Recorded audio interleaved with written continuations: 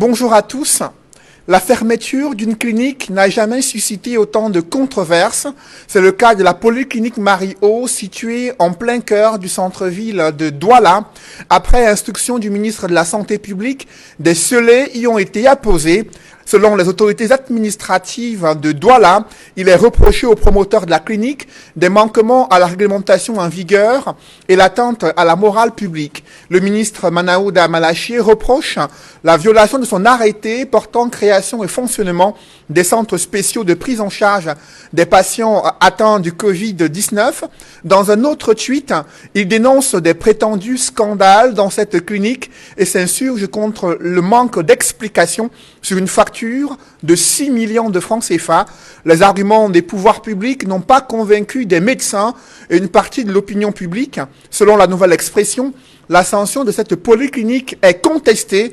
Le syndicat national des médecins du Cameroun dénonce dans les colonnes du Messager une fermeture arbitraire d'une polyclinique sans qu'aucune enquête contradictoire n'ait été menée. L'Ordre des médecins, réuni en session extraordinaire, a tensé le gouvernement sur les conséquences de cette fermeture d'une structure sanitaire privée. Le secteur public est incapable, dit l'Ordre, de contenir la pandémie du coronavirus dans les seuls hôpitaux publics presque saturés par une demande supérieure à l'offre médicale. D'aucuns soutiennent la démarche du ministre de la Santé publique au regard des coûts supposés élevés des soins médicaux dans cette polyclinique. Cependant, des préoccupations se posent sur la scène publique. Que cache cette fermeture de la polyclinique Marie-O à Douala? Y a-t-il eu des irrégularités dans la pratique médicale dans un contexte de crise sanitaire? Les seuls hôpitaux publics et centres agréés Covid-19 sont-ils capables d'assurer une prise en charge optimale des malades et des patients atteints de cette maladie à coronavirus? Comment réguler les coûts des soins médicaux dans les hôpitaux au Cameroun? Ces problématiques sur le système de santé sont un enjeu primordial au moment où une jeune femme a perdu, en l'espace de quelques heures, ses quadruplés, faute de couveuses disponibles dans un hôpital public. Au-delà de la crise sanitaire, il y a des défis sécuritaires qui interpellent et retiennent l'attention des Camerounais. L'assassinat du maire de Manfé lors d'une embuscade durant laquelle des groupes armés avaient prétendu déposer les armes. Dans les colonnes de la Nouvelle Expression, le réseau des défenseurs des droits humains en Afrique centrale a condamné cet acte barbare. Les autorités administratives dans la région du Sud-Ouest ont accusé ouvertement des terroristes séparatistes et ont reconnu qu'il y a la paix définitive n'est pas encore de retour. À 3 jours de la célébration de l'unité nationale, cet assassinat du maire de Manfé illustre les fissures sur une cohésion nationale et l'effritement des derniers remparts de l'unité mis à mal par 3 ans de guerre fratricide. Un véritable cessez-le-feu et un accord de paix sont-ils encore possibles sur les braises ardentes de la crise anglophone? À l'approche de la célébration de l'unité nationale, des propos controversés du directeur de l'Observatoire des médias au ministère de la Communication ont alimenté une polémique au Cameroun.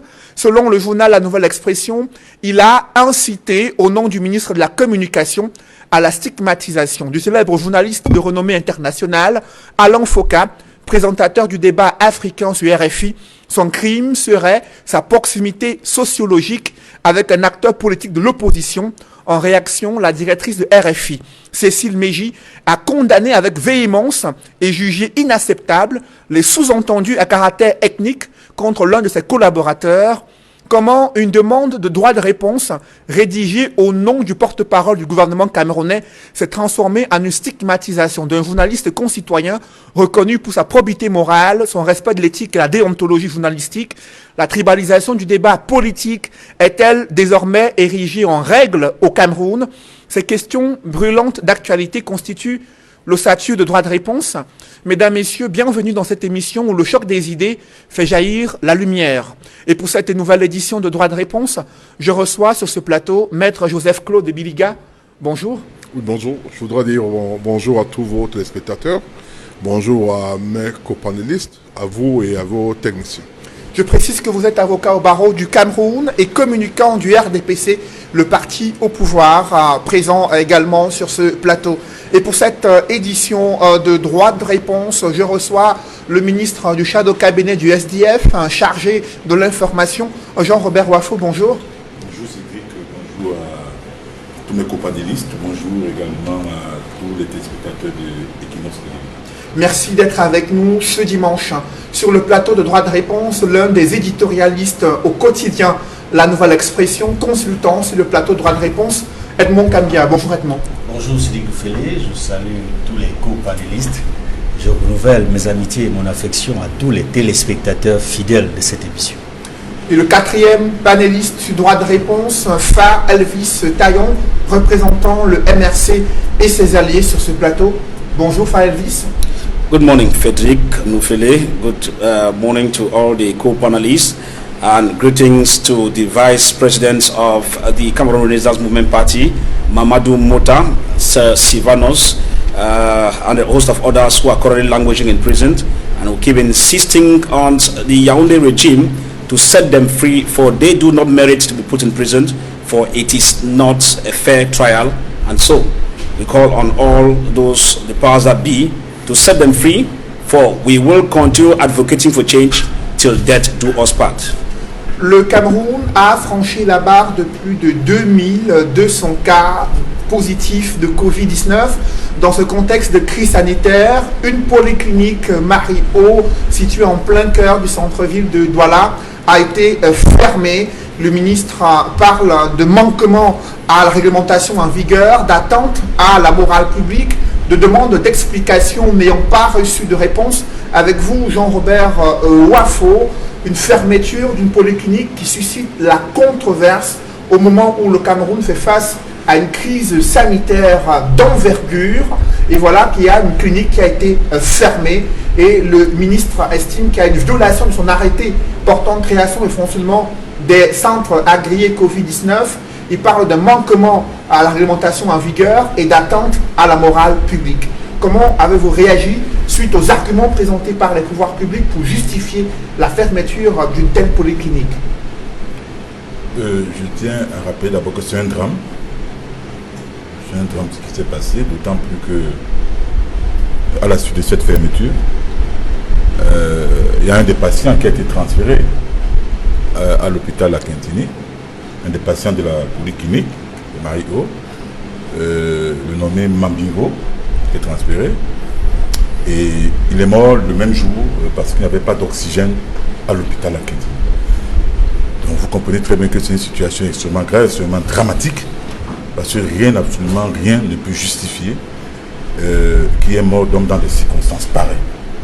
Donc je pense pour ma part, à la suite, n'est-ce pas, du député Jean-Michel Nithieu, qui est député de la Nation, que le ministre a posé un acte d'une portée dramatique. Parce que, d'abord, je tiens à préciser que le député Jean-Michel Nithieu n'est pas du RDPC. Et parce qu'il n'est pas du RDPC, il se trouve que le docteur Ngoula est du RDPC. C'est la preuve que le SDF s'occupe plus de Camerounais plutôt que de ceux qui sont de la même chapelle politique que lui. Ce que je vais dire, à la lumière de l'enquête qui a été menée par l'honorable Jean-Michel Nithieu, on est fondé de croire que le ministre a basé sa décision sur l'émotion et non sur les faits probants. Parce que voyez-vous, il y a eu des faits incroyables avant cette fermeture. Tout d'abord, vous avez le ministre de la Santé qui fait un tweet et il mentionne dans son tweet que j'ai écrit au promoteur de la polyclinique qui n'a pas daigné répondre sur une facture de 6 millions de francs CFA. Il ressort que la facture de 6 millions de francs CFA ne concernait pas le Covid.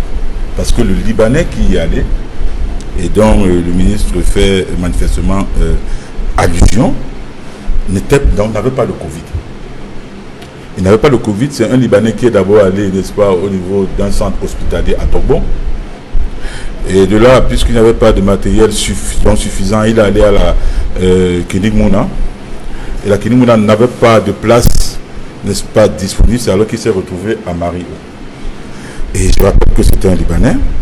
Et il a été soigné, il a été pris en charge à la clinique Marie-O. Et par la suite, il a été transféré à l'hôpital gynéco-obstétrique. Et pour le Libanais, c'est une facture de 14 millions de francs CFA. Et je tiens à rappeler que la communauté libanaise a apprécié, n'est-ce pas, le docteur Ngoula pour avoir pris en charge de façon convenable son compatriote, donc leur compatriote.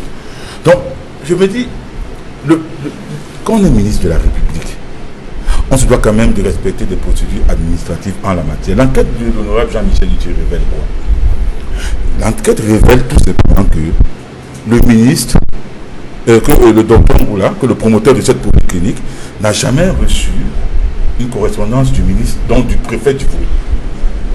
Plutôt, il a reçu une correspondance, n'est-ce pas, de l'Ordre national des médecins le 8 mai, et le 13, il a répondu. La correspondance, c'est-à-dire que d'après l'enquête de ce sont les faits. Et autre chose, il se trouve, toujours après enquête, que le promoteur de cette polyclinique, n'est-ce pas, a reçu une délégation. Donc une délégation le docteur Ekoum qui appartient, donc qui travaille à la délégation régionale de la santé pour le littoral, il a été reçu par le docteur Ngoula le 13 mai. Et le même 13 mai, on procède à la fermeture. Non mais écoutez, il faut quand même que les gens apprennent à être un peu sérieux dans ce pays. Écoutez, j'entends des gens dire que, bon voilà, cette polyclinique coûte cher, machin, etc., etc., etc. Je dis, il y a d'abord eu une tromperie sur la marchandise. Parce que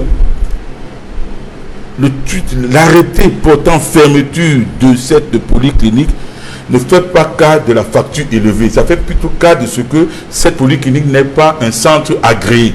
Justement, il faut que ce soit clair. Et la deuxième chose, il y a comme eu une manipulation de masse avant la décision de fermeture.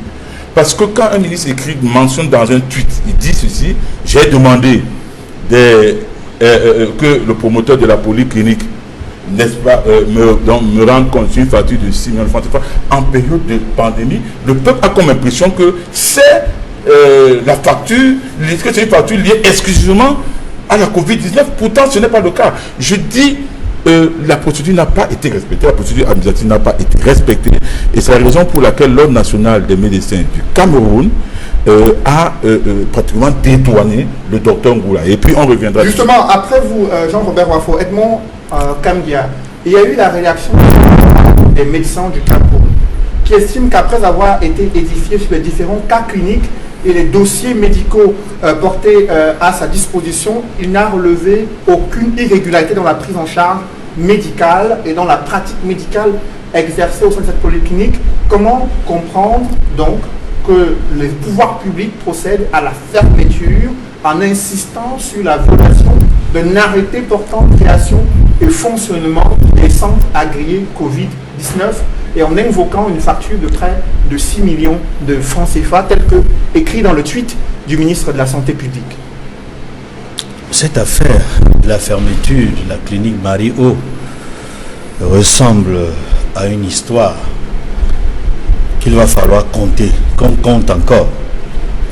Et c'est dit qu'en réalité, nous ne comprenons pas, en tant que journalistes, la précipitation avec laquelle le ministre de la Santé a autorisé la fermeture de cette clinique. Parce qu'il y a quand même une procédure dans le cas d'espèce. Quand il y a un problème, on peut faire une enquête administrative, il y a l'enquête qui peut être menée par les médecins, et dans le cas d'espèce, il me semble que le syndicat des médecins et l'ordre des médecins s'étaient déjà saisis de l'affaire, et effectivement, le docteur Roger Ngoula avait même répondu, c'est-à-dire à la demande d'explication de l'ordre des médecins.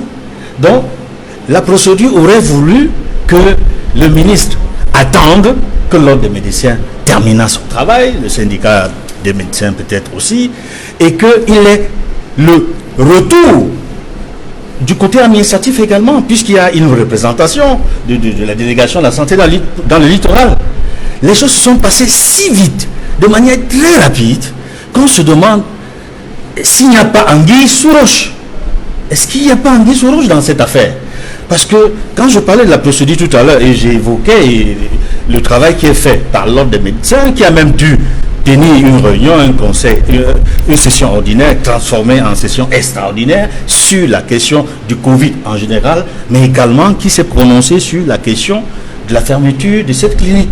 C'est pour dire que la précipitation avec laquelle le ministre est engagé à fermer cette clinique suscite des interrogations légitimes, non seulement de la part des responsables de cette clinique, mais également des patients de cette clinique, dont l'un, parce qu'on devait fermer la clinique, est décédé quelques heures après.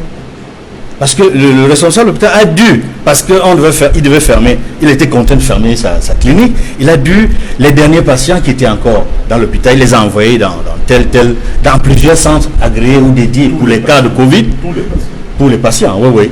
Et il y en a un qui est décédé parce qu'il était sous oxygène à la clinique Marie-O. Quelques heures après, il est décédé. Alors voilà des conséquences gravissimes qu'il va assumer. Parce qu'il y a des conséquences, parce que la famille de M. Bambingo ne va pas laisser cette affaire en l'état. Il faut bien que quelqu'un réponde. Pourquoi est-ce que leur parent a été contraint de sortir de l'hôpital pour mourir quelques heures après à l'hôpital La Quintini? Ça, c'est un des aspects. Le ministre de la Santé publique estime que cette polyclinique Marie-O prenait en charge des cas Covid-19. Pourtant, elle n'a pas été retenue comme un centre agréé Covid-19.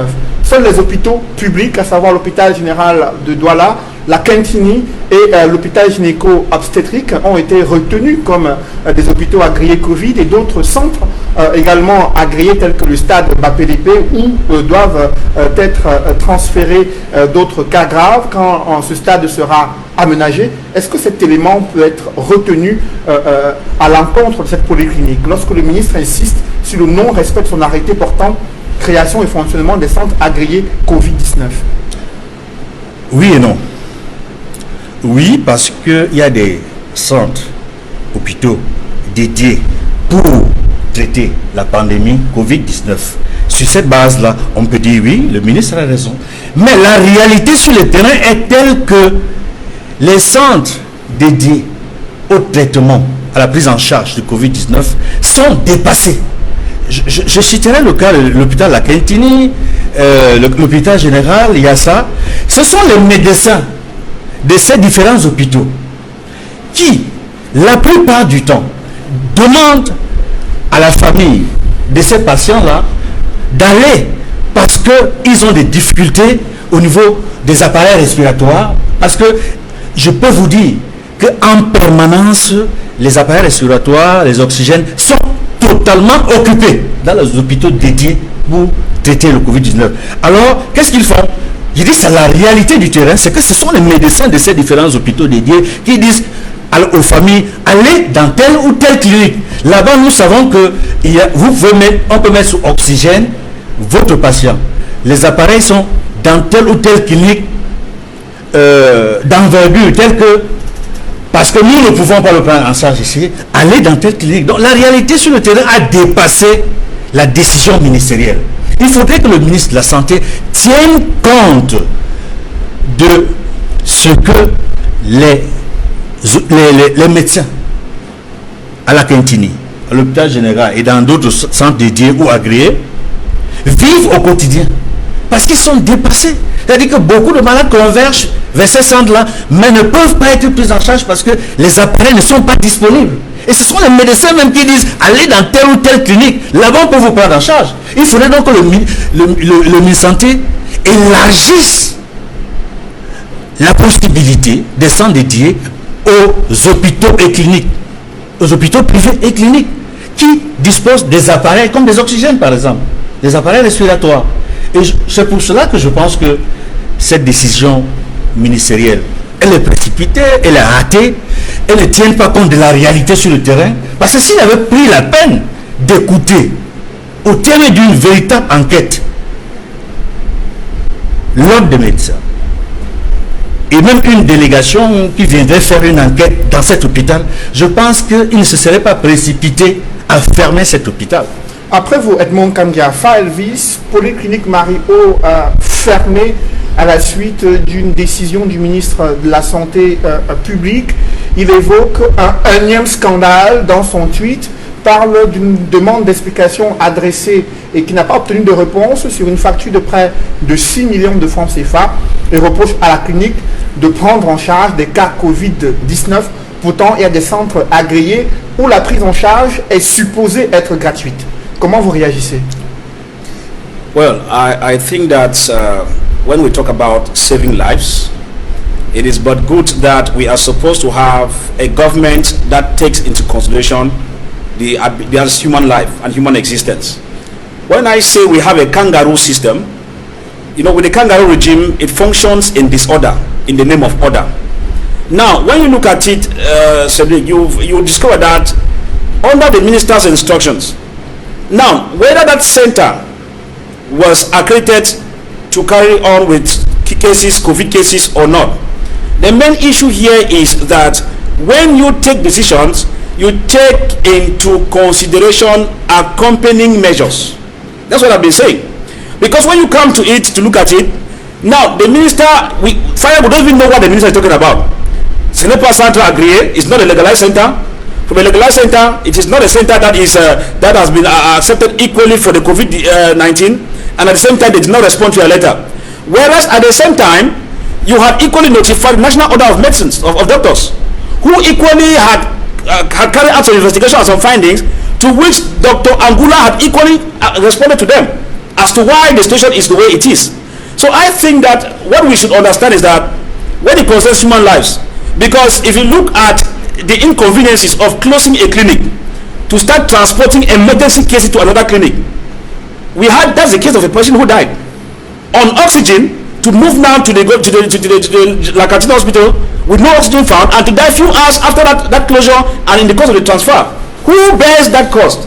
It means that the government must shoulder the responsibility, because if that center was not accredited, and the government wants to give a ban on that, I feel that we had officials from the delegation of public health who were there. Officials came there. On that same day, it was closed. National Order of Doctors was equally there, and they had their own reports. Why was it necessary for the Minister of Public Health to hurry when we had even so many patients who were in that clinic? And you know what it means to dispatch patients. And of course, Dr. Angula had equally said himself that he is not refusing to close the clinic. Let them give him some time so that he can now transfer from those who are getting through with their treatments, so that they can get through the clinic with their treatments and go, and then he closes. Now you, the government, you forget about the consequences that can surround the people you have to transfer to other hospitals, and you engage rapidly. Look at the cause, we have already lost one patient.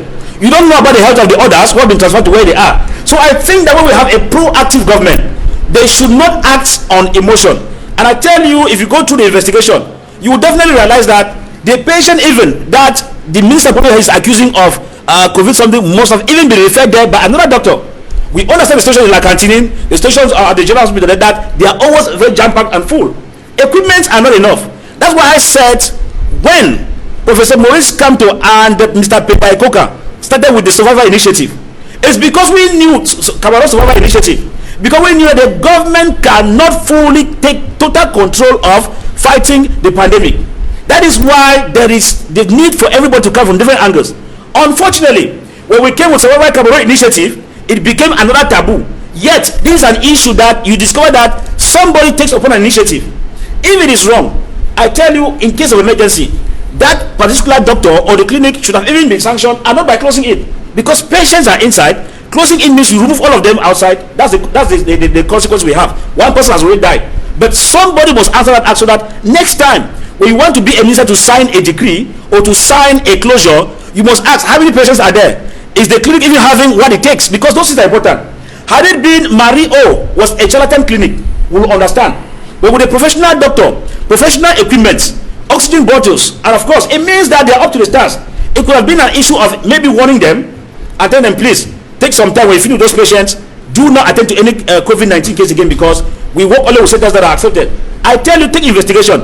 That those patients who went there or patients who went there must have been referred to Mais Elvis, le ministre s'appuie sur ce qu'il considère comme des scandales. Vous le savez, avant la fermeture de cet hôpital, de cette polyclinique, il y a eu une famille qui a manifesté contre la saisie, la confiscation, entre guillemets, du corps de leurs parents, soupçonnés d'avoir contracté la maladie à coronavirus, décédé dans cet hôpital, qui a fait près de 3 AVC en 3 ans, et qui s'est insurgé, cette famille, contre l'attitude et la prise en charge dans cette polyclinique. Est-ce que ça peut justifier la réaction du ministre de la Santé publique compte tenu de cette clameur au sein de l'opinion publique?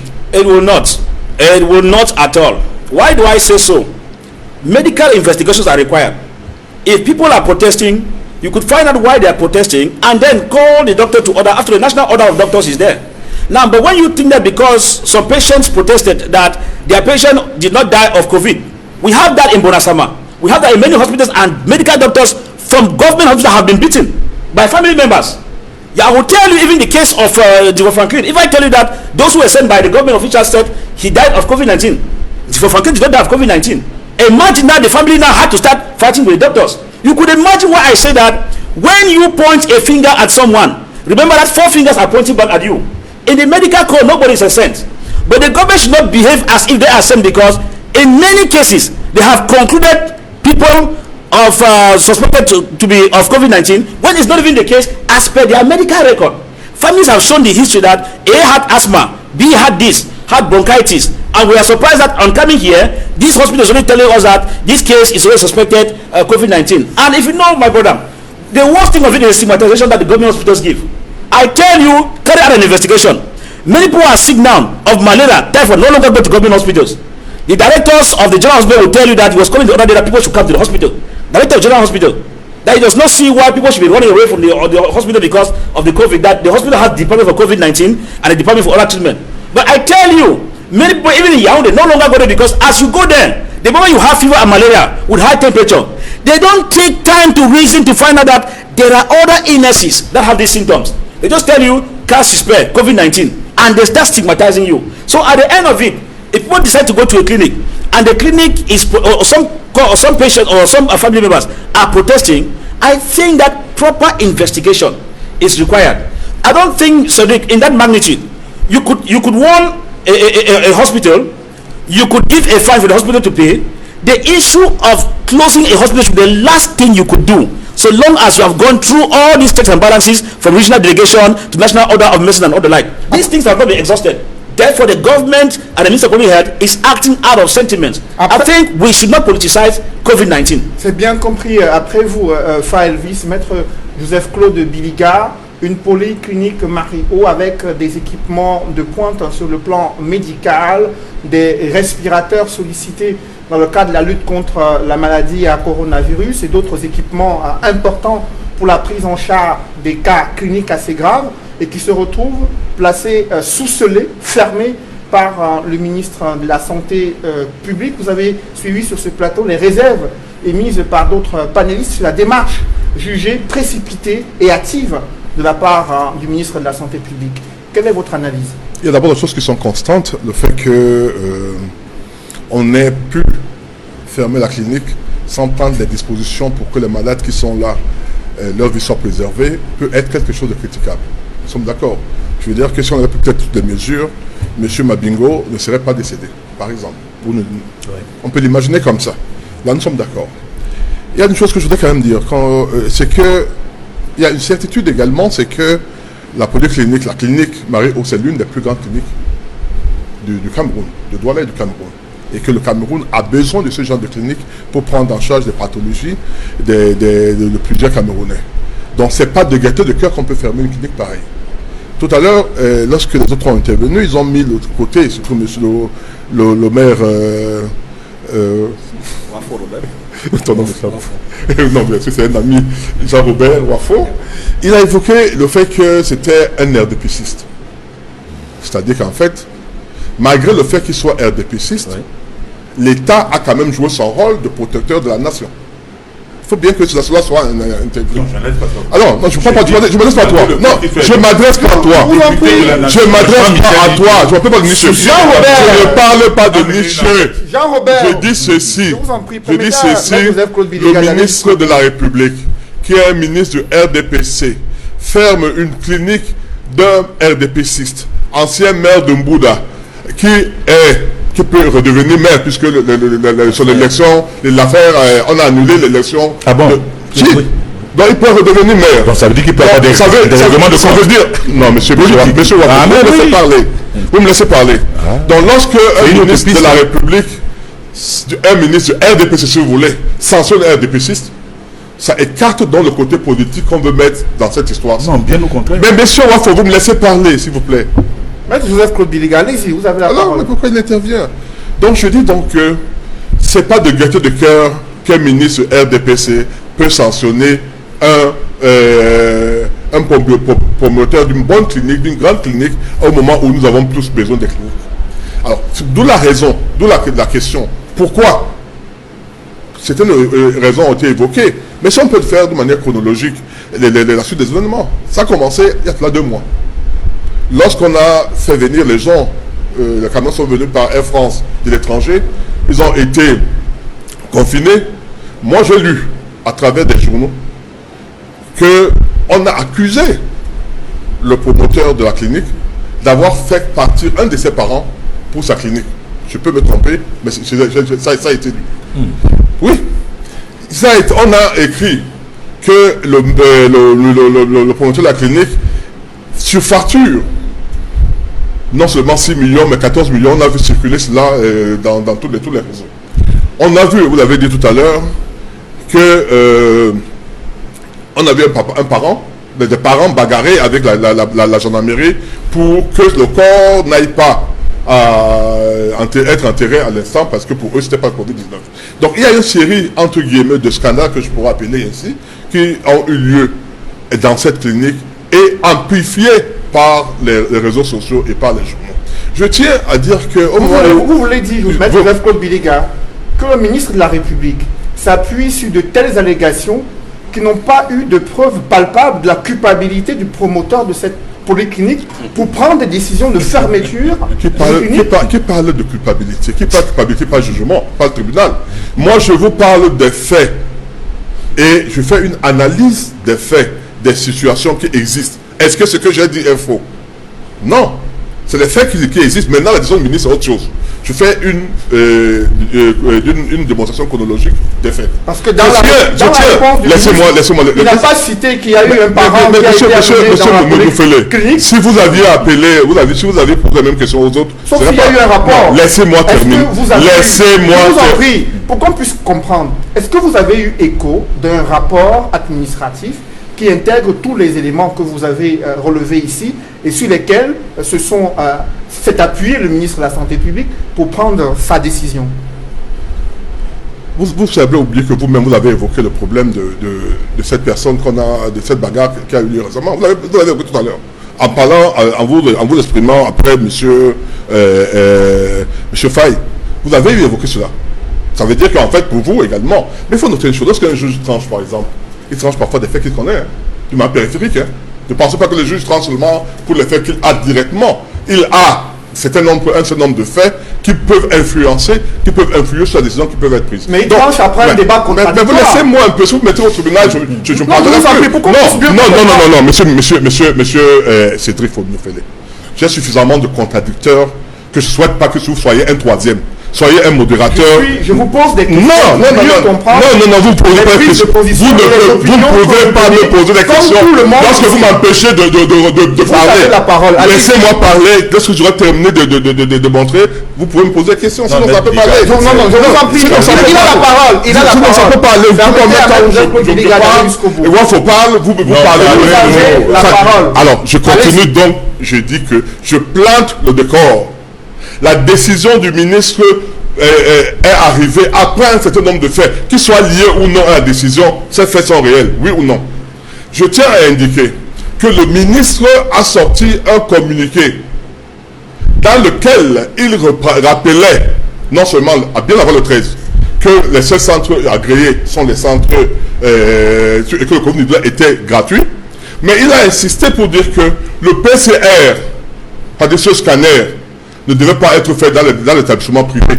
Vous l'avez bien suivi. Il avait donné, il y avait un reportage, je ne sais pas si c'est de votre chaîne ou d'autres, où on a montré une clinique au niveau de Betsengue, où le médecin disait que les gens viennent faire les radios, les scanners et autres. On a suivi des gens parler ici pour dire que eux, quand ils sont tombés malades, on les a, comme tout à l'heure, monsieur Kabyala dit, on les a orientés vers les cliniques pour faire le PCR. Le PCR, c'est le scanner des poumons. C'est des faits réels. Est-ce que ça c'est mentionné dans la décision? Non. Mais c'est les faits qui peuvent amener un décideur à s'interroger sur un certain nombre de choses. Donc, je dis donc que, et je reprends, peut-être, c'est sur cette base que le ministre a axé sa décision. Je dis peut-être. Peut-être. Mais il y a des faits qui sont là. Et l'autre chose que je dois dire, c'est que il faut noter que s'il s'agit d'un acte administratif, d'une décision administrative, tout simplement, qui aujourd'hui peut-être a une conséquence négative dans ce sens qu'il y a au moins un mortom. Dramatique. Pas négatif, mais dramatique. Je vous en prie, Maître Joseph Kolbiliga a la parole.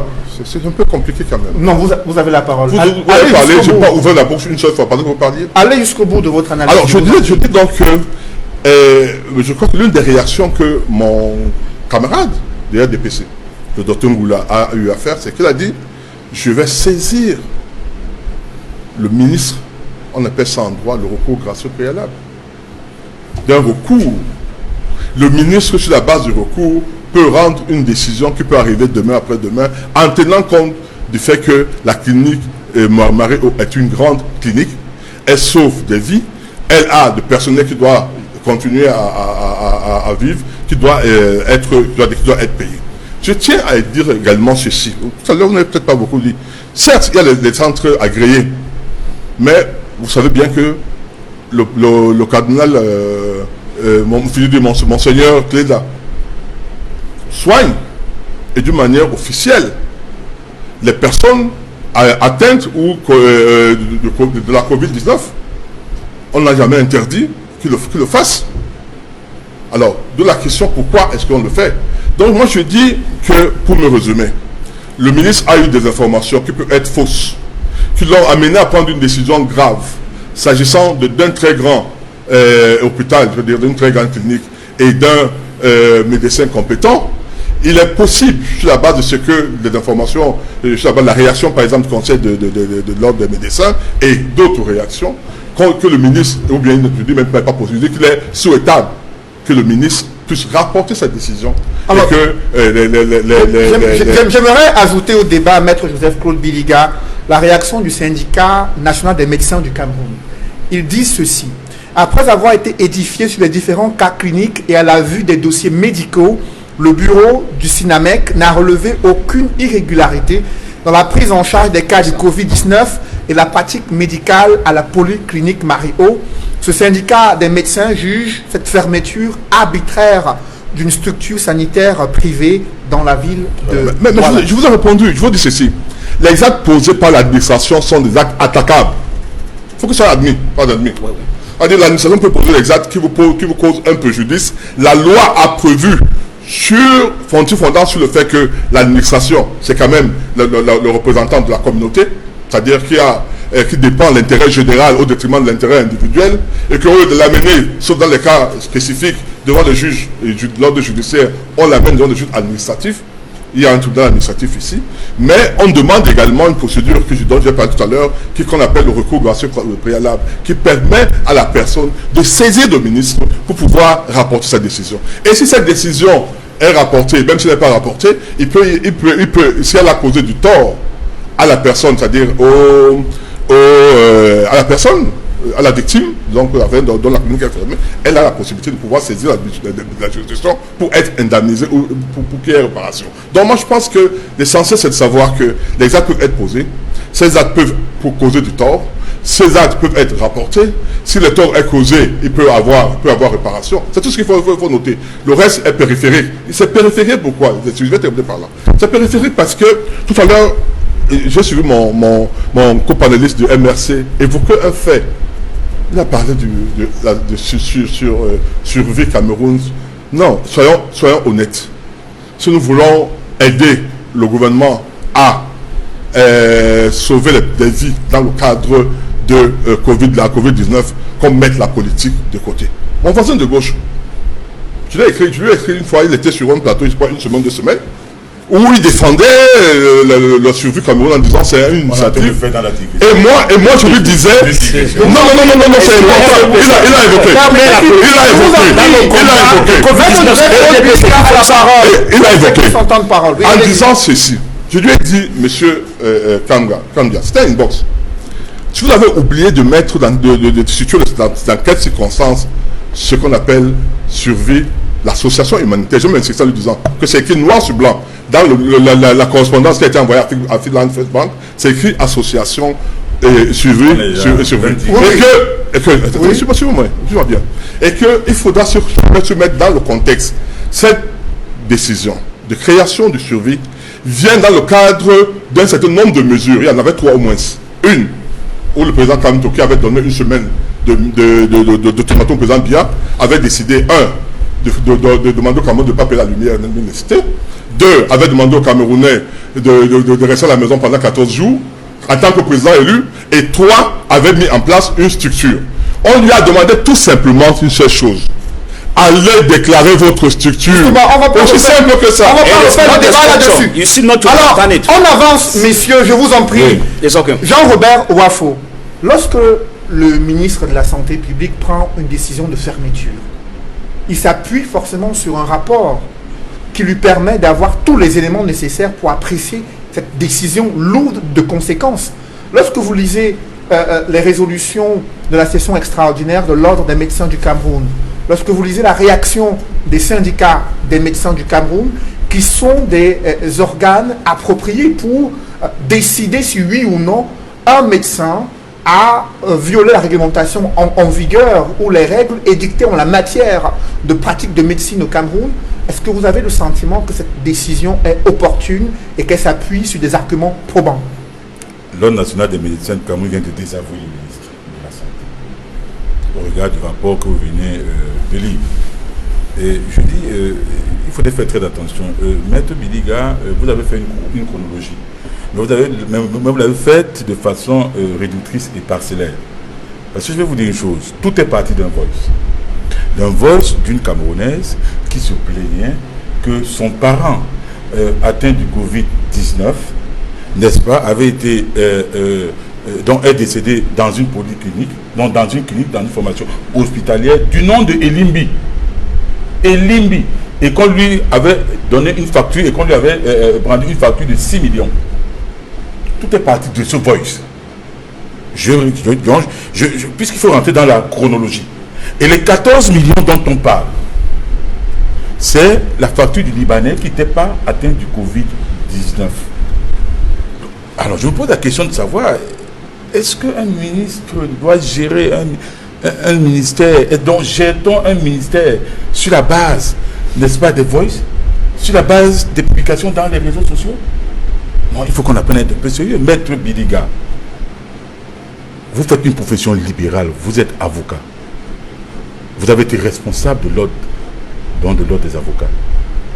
Mais vous imaginez le ministre de la Justice en train de se baser, donc de se fonder, n'est-ce pas, sur ce qui est mentionné dans les réseaux sociaux pour venir fermer votre cabinet d'avocat, sans que vous n'ayez été entendu par le Conseil de l'ordre? Mais vous trouvez ça normal? C'est normal. Non, il ne faut pas défendre l'indéfendable. Mais tu as défendu quoi? Voilà, ok. Attendez un peu. Ça veut dire qu'on est sur la même longueur d'onde. Et là, au moins, vous me rassurez. Et là, vous me rassurez.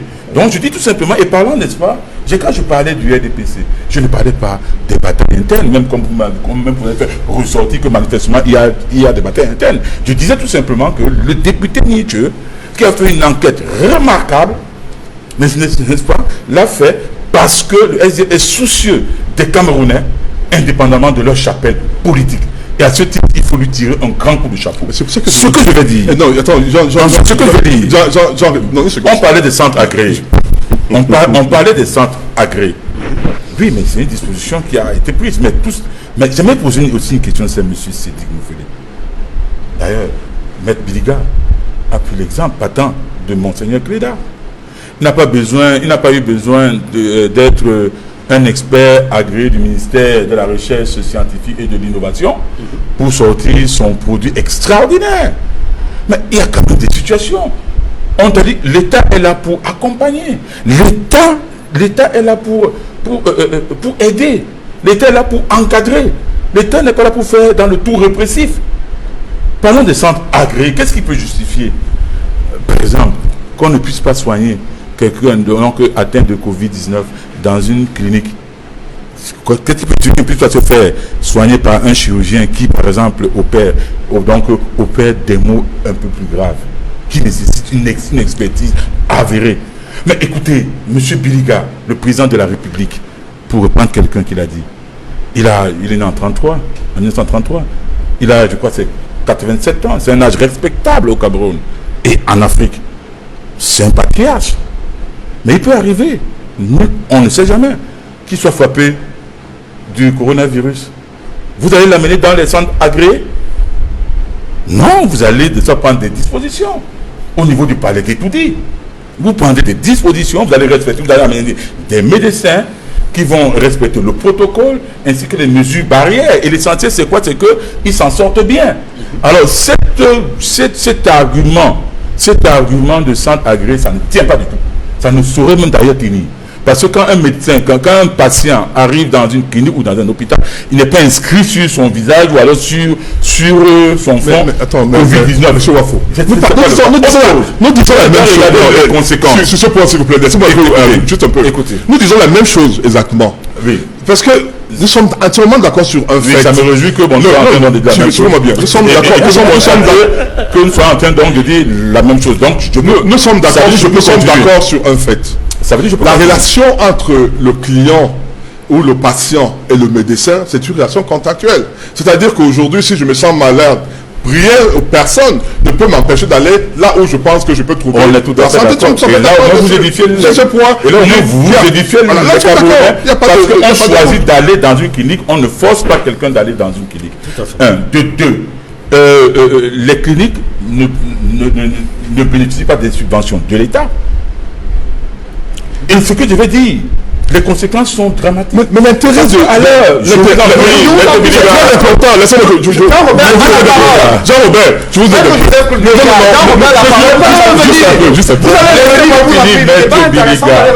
Maître Biliga, laissez-moi finir. Prenons les conséquences. C'est 100 personnes qui vont en chômage. Alors où le Covid-19 a détruit l'emploi. C'est près de 100 personnes. C'est 10 médecins, c'est une dizaine de médecins également en chômage. Alors que dans ce pays, alors que le Cameroun dispose d'un médecin pour 10 000 habitants, de 9 infirmières pour 10 000 habitants.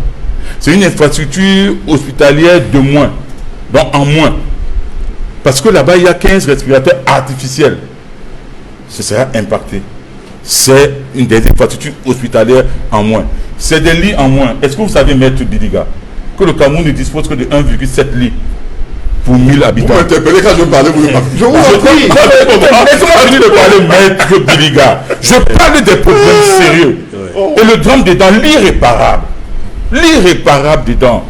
C'est quoi? C'est qu'il y a une mort d'homme à la suite de cette décision de fermeture, cette décision inique, qui n'a respecté aucune procédure administrative. Parce que je le redis encore ici, l'enquête qui a été menée par l'honorable Jean-Michel Nithieu, cette enquête remarquable, fait ressortir que le préfet du Vouri n'a pas adressé une correspondance au docteur Ngoula, le promoteur. Fait ressortir également que l'Ordre national des médecins du Cameroun a adressé une correspondance au docteur Ngoula le 8 mai. Et le 11 mai, il a répondu. Et une mission du Conseil de l'Ordre, donc de l'Ordre national des médecins, est descendue à la polyclinique. Tout comme une mission de la délégation régionale de la santé, conduite par le docteur Eyoum, est descendue à la polyclinique ce 13 mai. Mais le même 13 mai, la décision de fermeture est arrêtée. Et je vais dire, et ce qui est clairement stupéfiant dedans, c'est quoi? C'est que on a comme l'impression qu'on a préparé l'opinion. Et une manipulation sur fond d'enfumage. On parle de 6 millions, alors que ça ne concerne pas cette polyclinique. Non, On parle de Covid-19 alors que je dis ceci. Arrêtez Il faut qu'on fasse. Vous dites la même chose. Je l'ai dit. Non, écoutez. Mais c'est quoi? Vous m'interpellez quand je veux Écoutez, parler. Maître Bidiga, votre tour de parole viendra. Ne soyez pas mal sur ce plateau. Je peux même vous laisser mon temps de parole après. Il n'y a pas de problème. Mais je dis des choses sérieuses parce que ce qui se passe est extrêmement grave. Il y a mort d'homme. À la suite de cette décision, il y a eu mort d'homme. Et ça, c'est l'irréparable. Personne ne ramènera M. Mambingo à sa famille. Après, vous, Robert, je vous en et dans un pays normal, à la suite d'une mort pareille, on va parler des conséquences tout à l'heure. Je vous en prie, permettez d'abord à Edmond Kangia de pouvoir placer un mot sur une préoccupation que soulève cette fermeture de la polyclinique Marie-O. L'ordre des médecins en a parlé. Les hôpitaux publics et centres agréés ne peuvent pas tout seuls faire face à l'afflux des patients qui sont suspects, qui sont présentés comme des cas suspects de Covid-19. Lorsqu'il y a une formation hospitalière privée de cette envergure qui est placée, sous-scellée, qui est fermée, comment le gouvernement va-t-il faire face tout seul à cette croissance des cas positifs du coronavirus dans les seuls hôpitaux publics agréés? Oui, justement, au début de mon propos, je disais que la décision ministérielle de créer des centres agréés ou des centres dédiés au traitement de la pandémie Covid-19 était déjà dépassée parce que la réalité sur le terrain voudrait que ces hôpitaux-là ne soient plus capables à eux seuls à gérer la situation. C'est la raison pour laquelle ce sont ces mêmes hôpitaux qui refèrent vers les cliniques, qui refèrent vers les hôpitaux privés. Et c'est la raison pour laquelle je disais donc tantôt que cette décision est gravissime du ministre. Cette décision précipitée et hâtive. Elle n'a pas tenu compte de la réalité sur le terrain qui veut qu'il est temps d'associer des cliniques et hôpitaux privés au traitement de la pandémie. Dès lors que ces cliniques et hôpitaux privés ont les infrastructures nécessaires aux soins, au traitement des patients qui ont été testés positifs au Covid-19. Je le disais tantôt.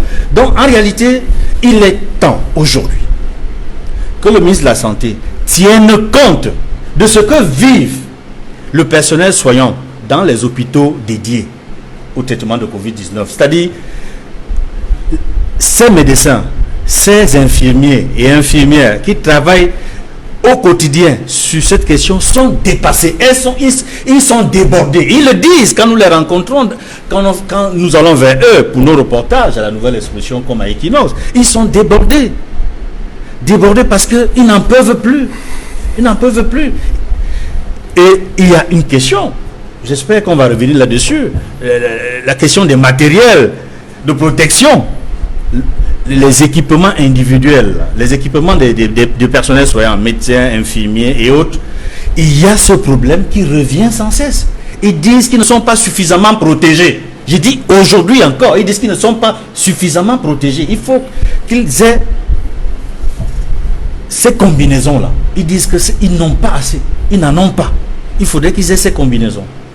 Alors, il y a eu autre réaction, une résolution de l'Ordre des médecins du Cameroun, alors que le ministre de la Santé publique indique que l'utilisation des scanners est proscrite, selon un communiqué qu'il a signé il y a quelques semaines, et il recommande l'utilisation d'un test précis qui, selon lui, doit être le seul test en vigueur au Cameroun. Et l'Ordre des médecins rappelle que le médecin qui a l'obligation des moyens est le seul responsable des outils et moyens utilisés dans ces démarches diagnostiques et thérapeutiques. Que comprenez-vous à travers cette résolution de l'Ordre des médecins? L'Ordre des médecins est dans son rôle, est dans son élément. Les médecins, ils ont l'obligation de moyens et des outils qu'ils utilisent pour soigner, pour traiter leurs patients. Il ne faut pas oublier une chose. Le patient est libre d'aller vers le médecin de son choix. Le patient est libre d'aller vers l'hôpital de son choix. Il peut être un hôpital public, un hôpital privé, une clinique.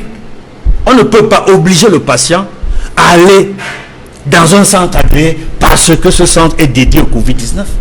Un patient peut décider d'aller dans telle clinique ou dans tel hôpital, même s'il est atteint de Covid-19. C'est une question éminemment personnelle pour le patient. C'est une question grave. Le ministre de la Santé ne peut pas violer le droit du patient. Le ministre de la Santé doit respecter également le médecin. C'est même un droit humain. Oui, bien sûr, c'est un droit inaliénable. C'est un droit humain, la liberté de choix de son médecin. Mais le médecin, il a effectivement, comme l'a dit l'ordre des médecins, il a l'obligation de moyens et d'utiliser tous les outils nécessaires pour soigner, traiter son patient.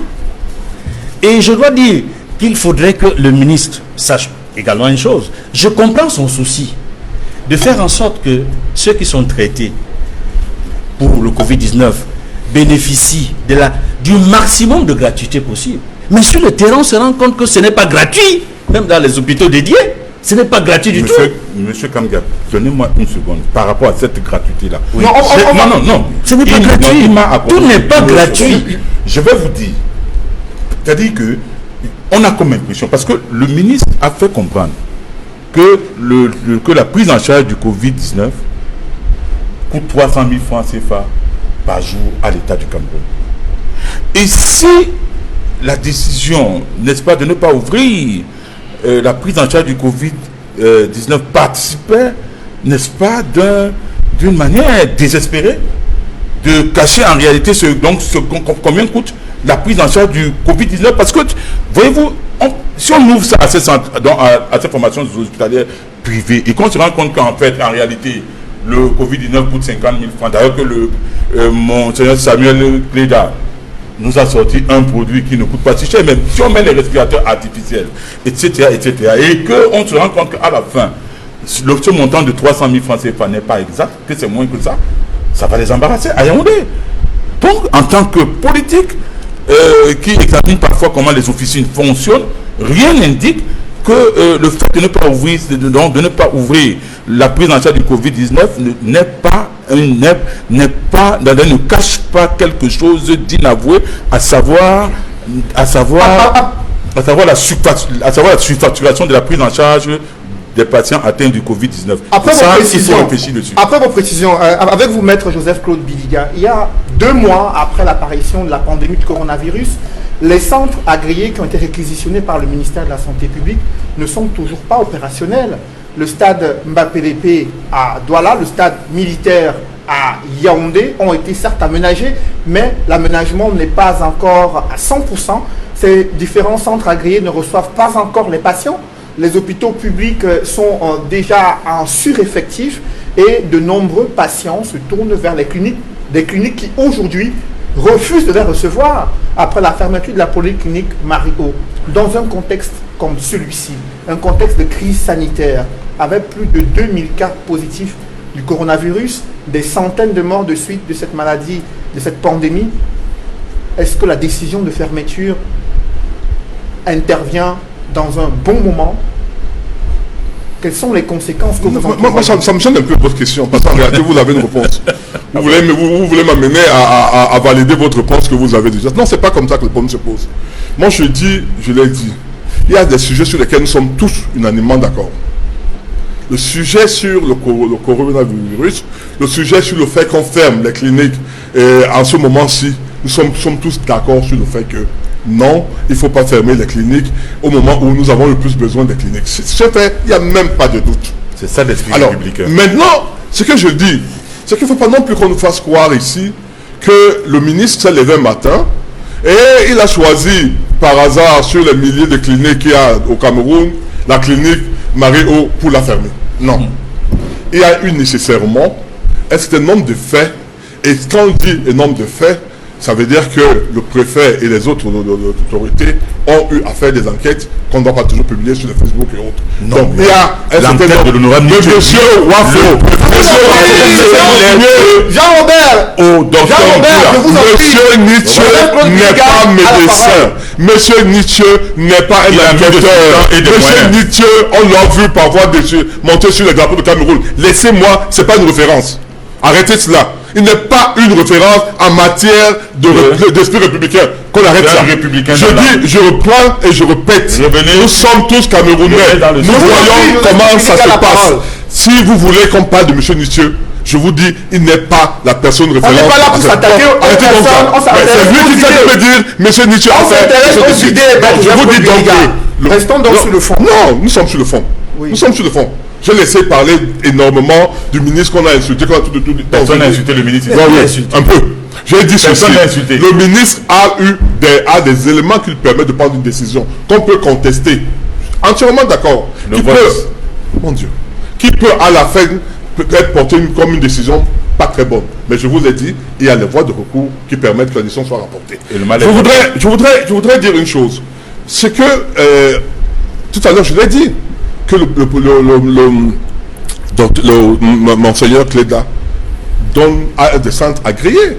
Personne n'a... Le gouvernement n'a officiellement jamais agréé les hôpitaux. Non. Excusez-moi. Je vous en prie. Excusez-moi. Là,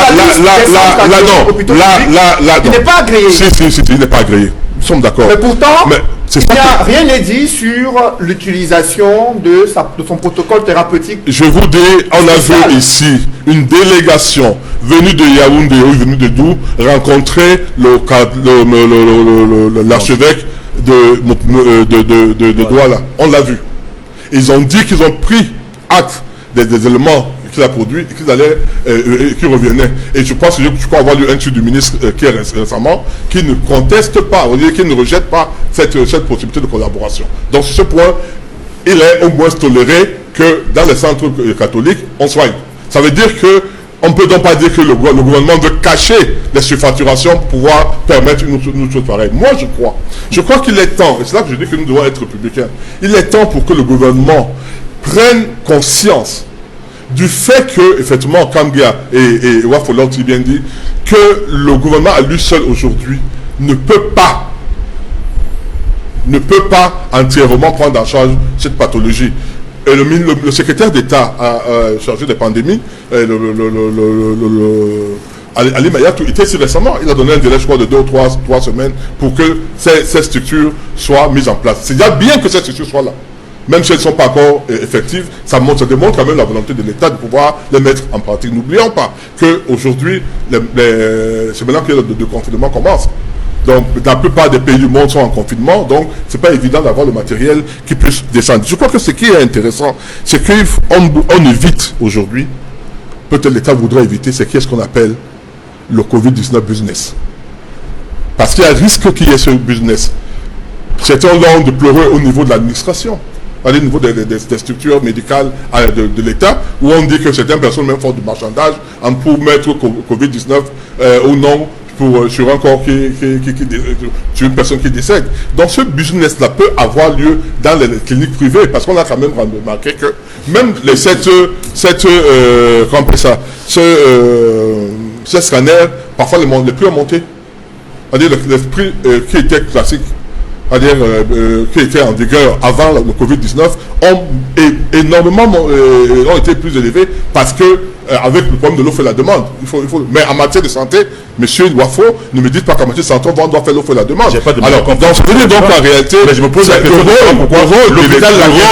rôle de l'État, c'est de pouvoir gérer, s'assurer que tout est OK. Moi, je pense que c'est ça qu'il faut noter, que l'État a intérêt. Et je terminais en disant que, pourquoi ne pas envisager également que l'État voit même au niveau des cliniques privées, dans quelle mesure on peut apporter une aide à ces cliniques privées pour pouvoir prendre en charge les personnes qui sont atteintes de Covid-19. C'est pas exclu. Vous posez le problème du système de santé au Cameroun au moment où la couverture santé universelle est encore inexistante, fin Elvis Taillon, et dans ce contexte de déficit des infrastructures sanitaires et des équipements médicaux.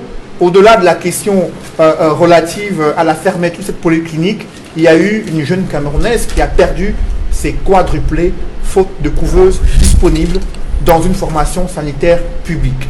Comment donc résoudre ce problème au moment où le Cameroun fait face à la crise sanitaire liée à la pandémie du coronavirus, au moment où les formations sanitaires publiques font face à une insuffisance d'équipements médicaux? Que faut-il faire pour éviter d'en arriver à de tels drames?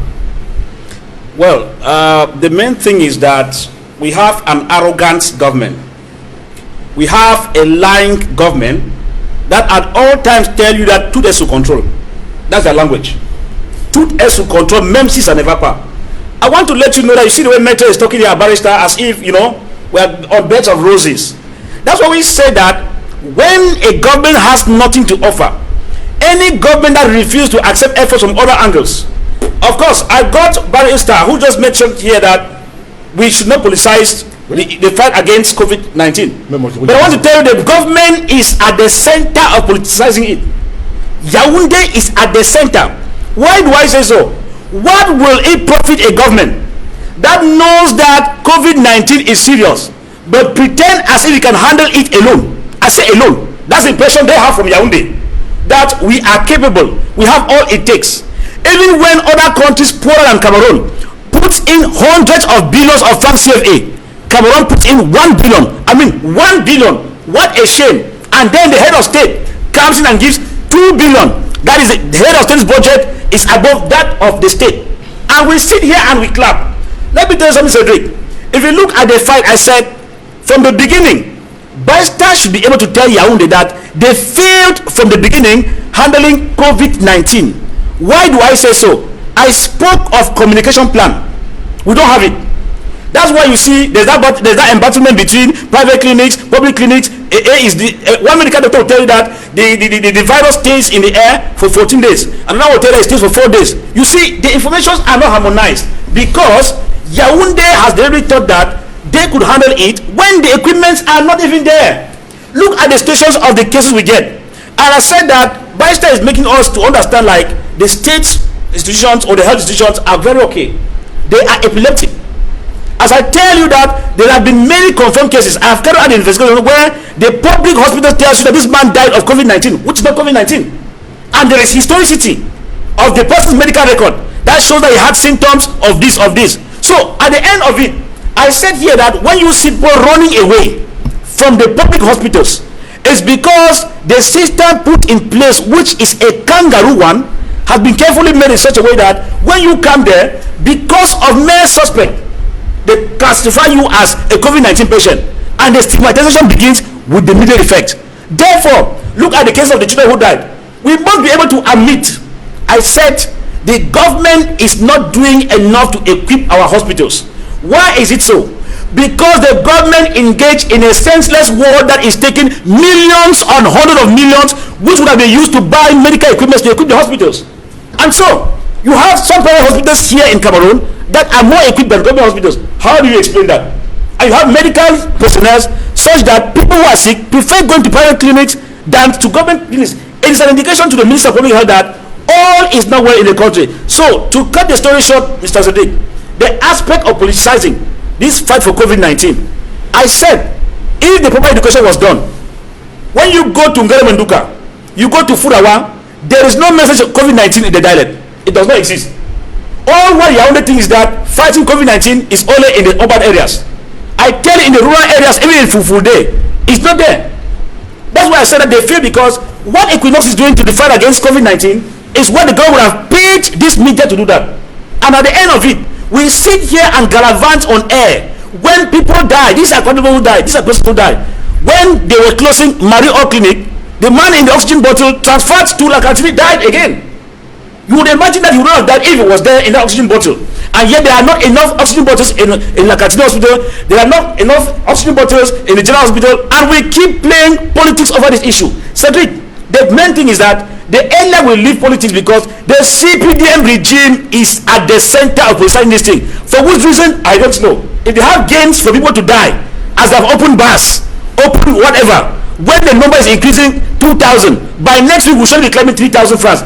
Is this a responsible government to put in place health complications of this? Après ce diagnostic que vous venez d'établir, Edmond Kangia, c'est tout le système de santé camerounais qui est remis en question. Au-delà de la crise sanitaire, il y a eu cette jeune femme et ses quadruplés qui sont morts faute de couveuses disponibles dans une formation sanitaire publique. Il y a ce défi lié à la crise sanitaire du coronavirus. Que faut-il faire aujourd'hui, au moment où les Camerounais se plaignent des soins médicaux inaccessibles du fait de leurs coûts élevés? Que faut-il faire concrètement?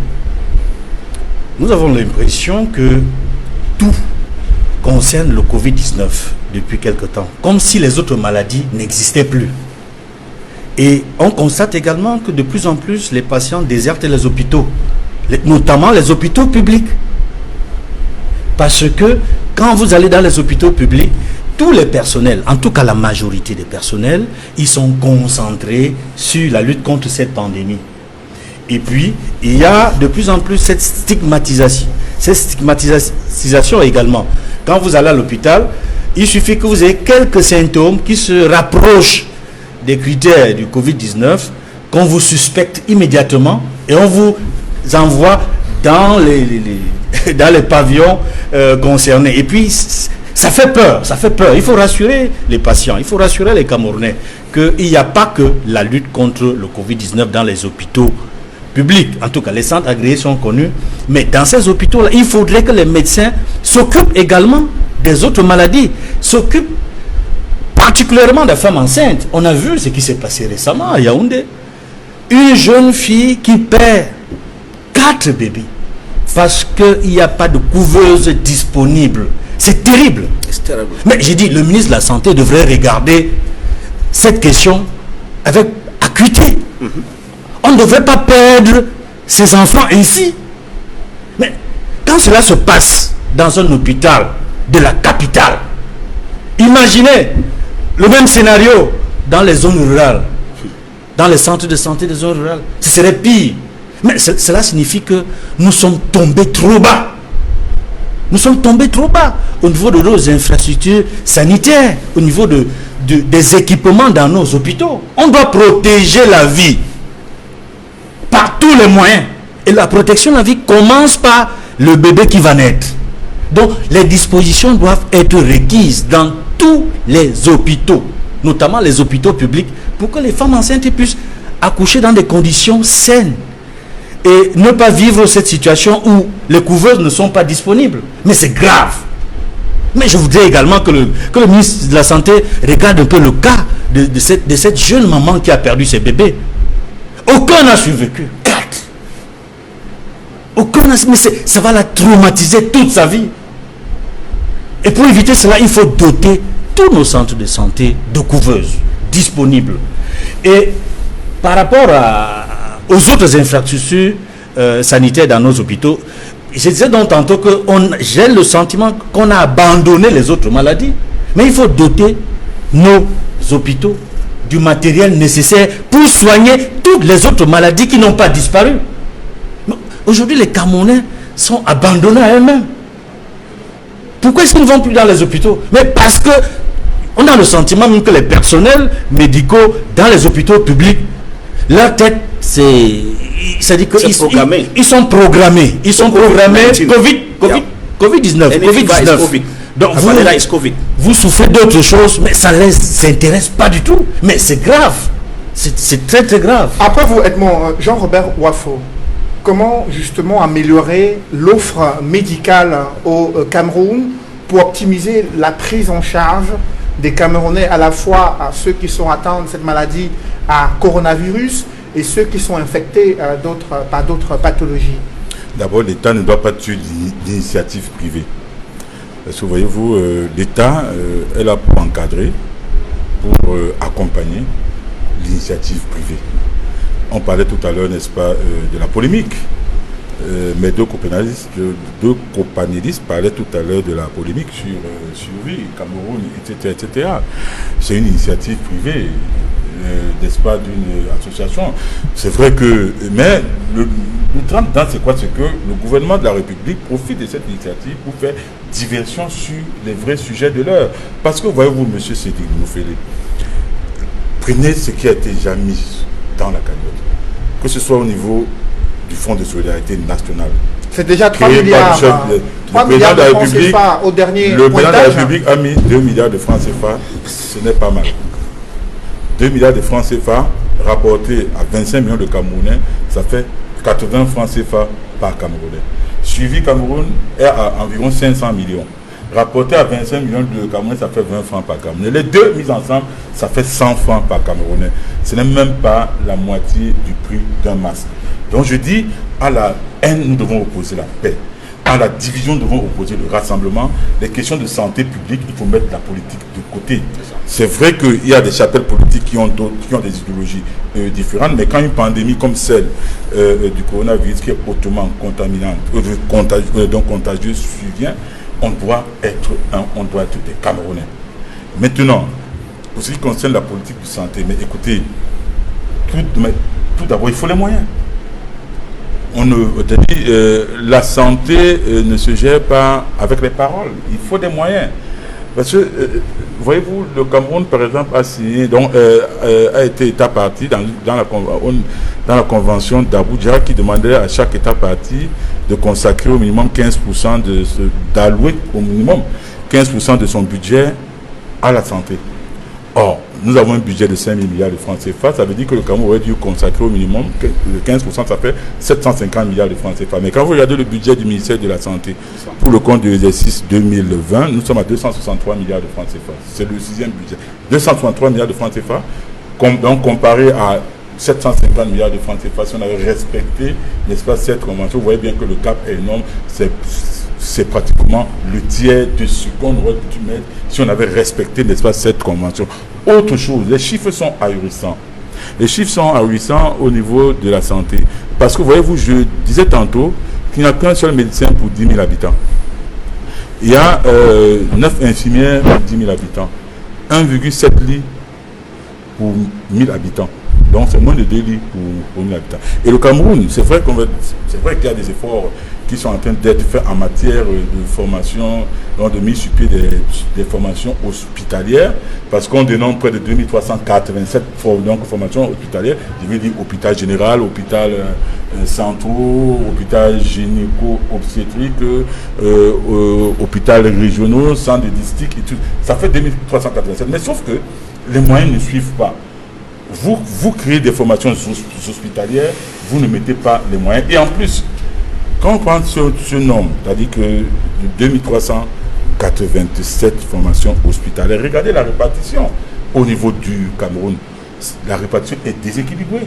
Rien ne justifie, par exemple, que l'extrême nord, qui est la région, je crois, pratiquement la plus vaste du Cameroun et la plus peuplée, ne dispose que de 0,93%, n'est-ce pas, de formation hospitalière sur l'ensemble du territoire national. Donc l'extrême nord qui fait face à une multiplication des cas de Covid. L'extrême nord en matière de répartition, l'extrême nord sur les 2387 formations hospitalières, l'extrême nord senti uniquement avec 0,93%. Il y a l'ouest qui a 3,7% et 3,6% et le sud qui est à 3,6%. Donc vous comprenez qu'il y a un véritable problème. Il faudrait également que l'État comprenne que plutôt que de matraquer l'initiative privée, l'État doit apporter des subventions. Ce n'est pas des aides. Je n'aime pas trop le mot aide. On n'aide pas les formations hospitalières, on les subventionne. Surtout quand ces hospitalières sont à capitaux privés. Parce que c'est des entreprises qui voudront également faire des bénéfices. Parce qu'il y a des actionnaires. Et puis en plus, il faudrait qu'au niveau du ministère de la Santé, que les programmes qui sont déclinés là-bas dans le cadre du chapitre budgétaire ministère de la Santé soient effectivement suivis avec tous les contrôles nécessaires. Parce que voyez-vous, il y a des programmes, il y a plein de programmes dans ce ministère. On ne communique pas dessus. Hein? Quand même on ne communique pas dessus. Il y a des soupçons de détournement. Ça pose problème. Écoutez, ça pose problème. Et puis, autre chose, Maître Biliga, c'est quoi? C'est que l'État a des moyens. L'État a des moyens de s'occuper de la santé publique des Camerounais. Il suffit de pourchasser les gaspillages, de supprimer les dépenses improductives contenues dans le budget de l'État et de reverser les gains de productivité dans le ministère de la Santé pour porter la cagnotte, je veux dire le budget de ce sectoriel à au minimum 750 milliards pour respecter les 15% du budget alloué à ce domaine. Et poursuivant le fil conducteur de cette émission, vous le savez, nous sommes à l'approche de la fête de l'unité nationale. Et ce sont les propos controversés du directeur de l'Observatoire des médias au ministère de la Communication qui alimentent une polémique. La Nouvelle Expression en a parlé dans une de ses éditions. Il a incité au nom du ministre de la Communication à la stigmatisation du célèbre journaliste de Radio France Internationale Alain Foka. Son crime serait sa proximité sociologique avec un acteur politique de l'opposition. Non, permettez-moi de revenir. Je n'ai pas évoqué, on a parlé des propositions. Non, le système de santé, si vous ne m'avez pas donné la parole dessus. Je vous en prie, en quelques mots. Oui, en quelques mots. C'est quand même important. Je voudrais d'abord dire une chose, c'est qu'il y a eu une rencontre du Premier ministre avec les partis politiques à l'orée de cette pandémie. Partis politiques représentés à l'Assemblée nationale. Donc ceux qui pensent qui peuvent dire que le gouvernement a fait seul, c'est faux. Le gouvernement a reçu des personnes qui sont les représentants des partis politiques représentés à l'Assemblée. S'il y a un parti politique qui a envie d'aller aux élections, qu'on n'accuse pas les autres, première chose. La deuxième chose, je voudrais dire que dans tous les pays du monde, il a été constaté, allez à la télévision, regardez vos Internet, qu'il y a eu la désertion de tout le monde, pas seulement au Cameroun, donc des centres de santé. Donc on ne pense pas que c'est pas seulement au Cameroun qu'on a déserté les centres de santé, c'est partout dans le monde. Il faut que ça soit. La troisième chose que je voudrais dire également de d'autres certitudes, c'est que le Cameroun a mis l'accent sur la prévention. Et qu'en plus de ce que le gouvernement a essayé de mettre en place, où il faut tenir compte du fait quand même que le gouvernement a rapatrié des Camerounais qui étaient à l'extérieur et qui ont été logés, payés, traités par l'État seul dans les hôtels et dans les hôpitaux. Il ne faut pas oublier non plus ça. Il faut noter également que des individus, des personnes à titre individuel, ont eu continué à le faire, à donner des masques et autres, partout sans qu'il ne soit, qu'on ne leur empêche. Donc, que ce soit les députés, que ce soit les personnes individuelles, dans les villages, tout se passe. Je terminerai en disant que le Cameroun aujourd'hui, contrairement à ce que j'ai entendu dire, ou peut-être que tu l'as un peu dit, Jean-Robert, c'est que le Cameroun aujourd'hui a quand même un plateau, a quand même beaucoup d'établissements. Il y a 7 établissements de référence, d'hôpitaux de référence, 7 hôpitaux centraux. Il y a combien, je vous donne les chiffres exacts, il y a 116 hôpitaux régionaux, 145 hôpitaux de district, 2016 CMA, donc je veux dire centres de santé intégrés. Les centres de santé intégrés, c'est dans les villages. Des centres médicaux d'arrondissement, c'est dans les arrondissements, etc. Et je dis, au moins là c'est fait. Autre chose que je voudrais qu'on retienne également, ça fait 2300 c'est que le Cameroun doit entièrement en charge pratiquement le malade de VIH-Sida. Tout récemment encore, on a suivi des communiqués où les gens disaient, où les médecins disaient, enfin les centres de santé, aux gens de ne pas oublier qu'ils sont malades, malgré le fait qu'il y a le Covid, qui viennent pour ceux qui ont à prendre des antirétroviraux. Ça a été annoncé. Il ne faut pas oublier que les mondialistes qui coûtaient 60 000 francs par personne est pratiquement gratuit.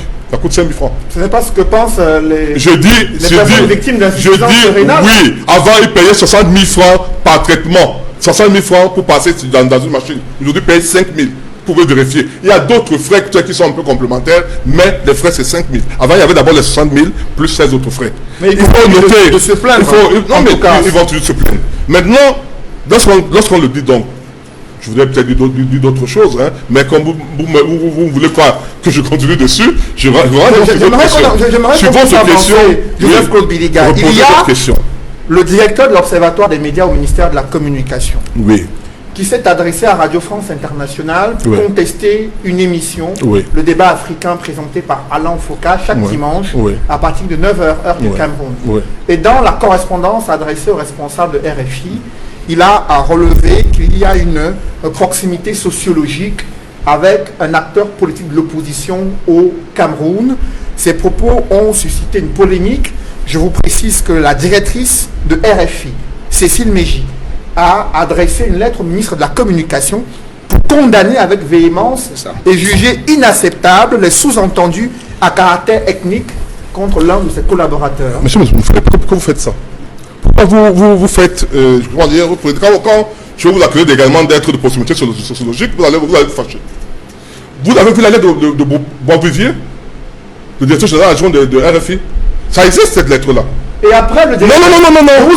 Pourquoi vous n'en parlez pas? C'est la lettre de son... Non, monsieur, il y a 2 lettres. Il y a 2 lettres. Boisvivier a réagi. Pourquoi parler de Boisvivier d'abord? Boisvivier a réagi en demandant en disant que RFI est disponible pour donner un droit de réponse. Est-ce qu'il a dit que... Après Bois-Bouvier, je vous en prie, vous êtes Claude Biliga, Non, monsieur, le supérieur de Bois-Bouvier. Oui. Monsieur Moufélé, vous deviez commencer par dire que Bois-Bouvier... Non. Je vous en prie. Mais c'est tricherie. Vous avez votre réaction, vous êtes libre. Hein?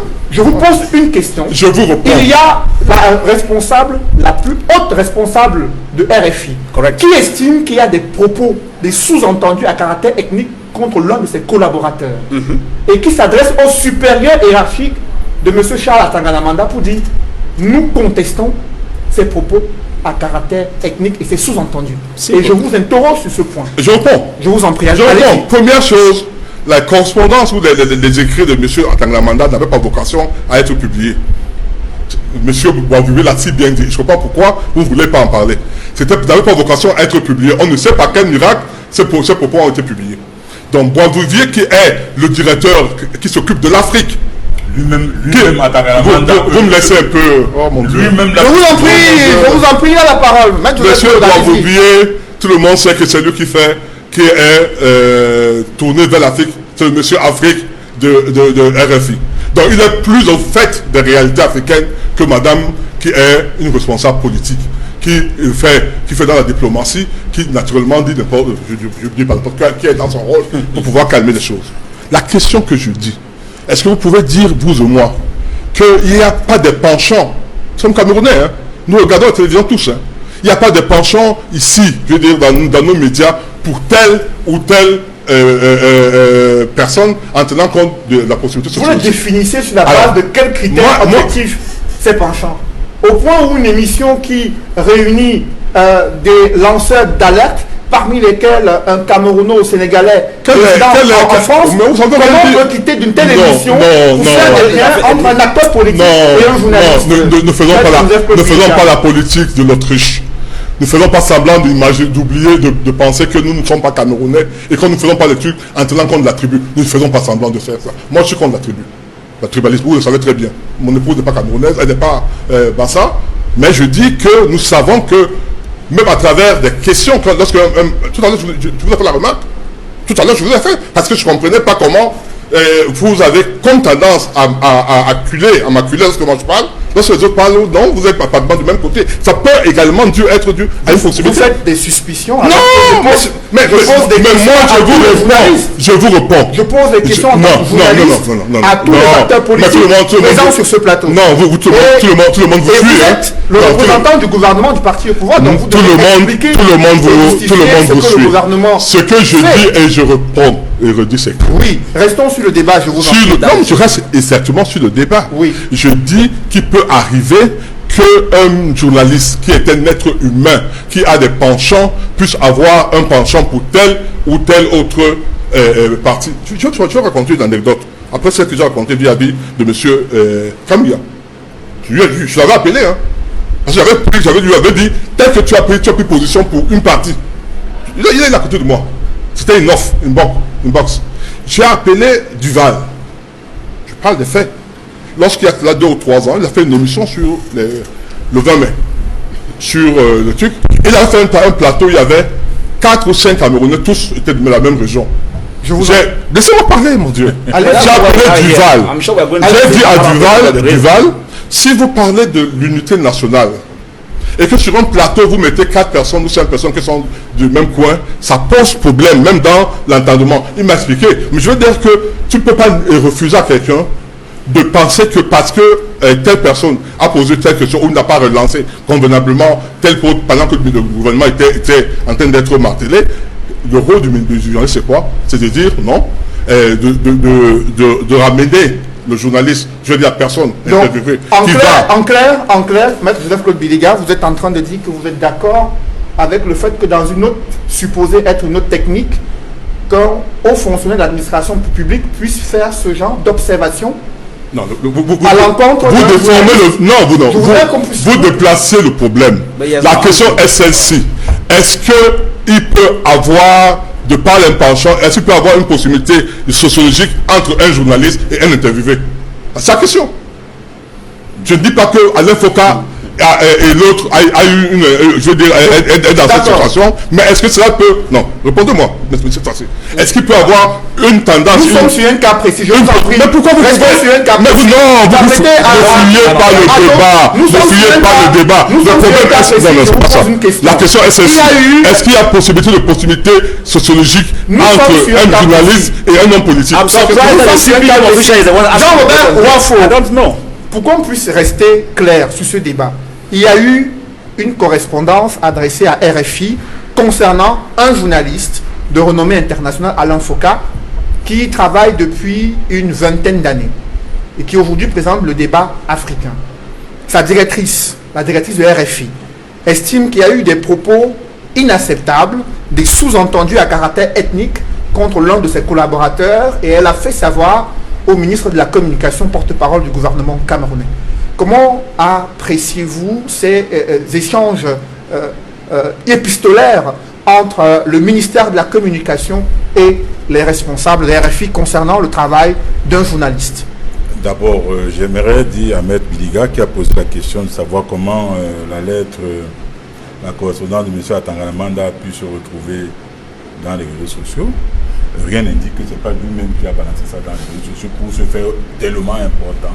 Faire comprendre aux Camerounais que lui aussi écrit à une grosse chaîne comme RFI. Ça, c'est possible. Connaissant leur méthode de fonctionnement à Yaoundé, c'est possible. C'est des carriéristes, c'est des guetteurs de carrière. Un. Deux. Ce que je vais dire, M. Alain Foka, c'est une référence journalistique. Les Camerounais devraient se vanter d'avoir un journaliste de talent dans une chaîne comme RFI. Quand il parle, ce n'est pas Alain Foka qui parle, c'est le Cameroun qui parle. Parce que tous les autres Africains, tous ceux qui écoutent cette radio, se disent quand on leur dit Alain Foka, la première, c'est un Camerounais, c'est le Cameroun qui est en haut, comme on dit au quartier. S'attaquer à quelqu'un comme Alain Foka qui n'a que fait son travail de façon professionnelle, n'a-t-il pas équilibré ce débat et venir après parler de proximité sociologique? Mais tout ça sort ça. C'est des répliques de goût. Il faut écouter ça. Cela trahit, n'est-ce pas, la dangerosité, n'est-ce pas, de M. Atangana Manda, qui manifestement a été envahi quand il prenait, n'est-ce pas, sa plume pour écrire, a été envahi par le dessin inavoué qu'il a longtemps projeté. Je pense que tout à l'heure on a dit qu'on ne parle pas des hommes. Je pense que d'ailleurs, lorsque j'ai parlé de monsieur, on m'a arrêté de me dire non, vous ne parlez pas d'Atangana. Monsieur parle de monsieur, on m'a demandé de parler de monsieur, vous ne parlez pas de lui. Je suis prêt, j'assume mes propos. Comme j'ai assumé monsieur, le journaliste m'a empêché de continuer à parler de monsieur. Il n'y a pas d'attaque. Aucune attaque à la personne. On s'intéresse aux dangerosité. On s'intéresse aux idées qu'il a émises dans sa correspondance. Je vous en prie. Je vois très mal le ministre de la Communication, M. René Emmanuel Sadi, soutenir M. Atangana Manda. Lui qui est un républicain dans l'âme. Le ministre a dit, je le vois très mal en train de le faire. Et je parie qu'il est le premier à être gêné par cette correspondance. Mais qu'est-ce qu'on appelle proximité sociologique? On accuse un journaliste d'avoir une proximité sociologique avec un leader politique qui n'était même pas sur le plateau, qui n'était même pas, qui n'a pas participé au débat. Mais vous voulez amener le Cameroun où? Nous ne vous laisserons pas faire. Nous ne vous laisserons pas faire. Il faut arrêter ça. Je suis d'accord que les gens aient un instinct tribal, mais il ne faut pas confondre être tribal et être tribaliste. Être tribal, c'est aimer sa tribu. Mais être tribaliste, c'est détester celle des autres. Il faut arrêter, Maître Biliga. On est où dans ce pays? Mais j'essaie de m'interpeller. Parce que arrêtez. Maître Biliga, je suis pas tribaliste, ça va très bien. Alors, ne dites-on pas moi. Non, je ne parle pas de vous. Ne m'interpellez pas. Je sais que vous êtes tribaliste puisque vous avez dit que bon, vous n'êtes pas, mais je vous interpelle parce que vous voulez défendre l'indéfendable. Je ne défends rien. Nous disons la même chose. C'est de ça qu'il est question. Il y a les gens qui sont le Cameroun. Je vous en prie, qu'un responsable de ministère. Un ministère de la République. La République, c'est la République, c'est la chose de tout le monde. qu'un responsable du ministère d'un ministère de la République se permette d'écrire à une chaîne comme RFI, il engage les Camerounais. C'est en cela que c'est dangereux. Really bad. Il engage les Camerounais. Really bad. Et je peux vous dire, j'attends encore la réaction du ministre René Emmanuel Sadi, qui est son patron.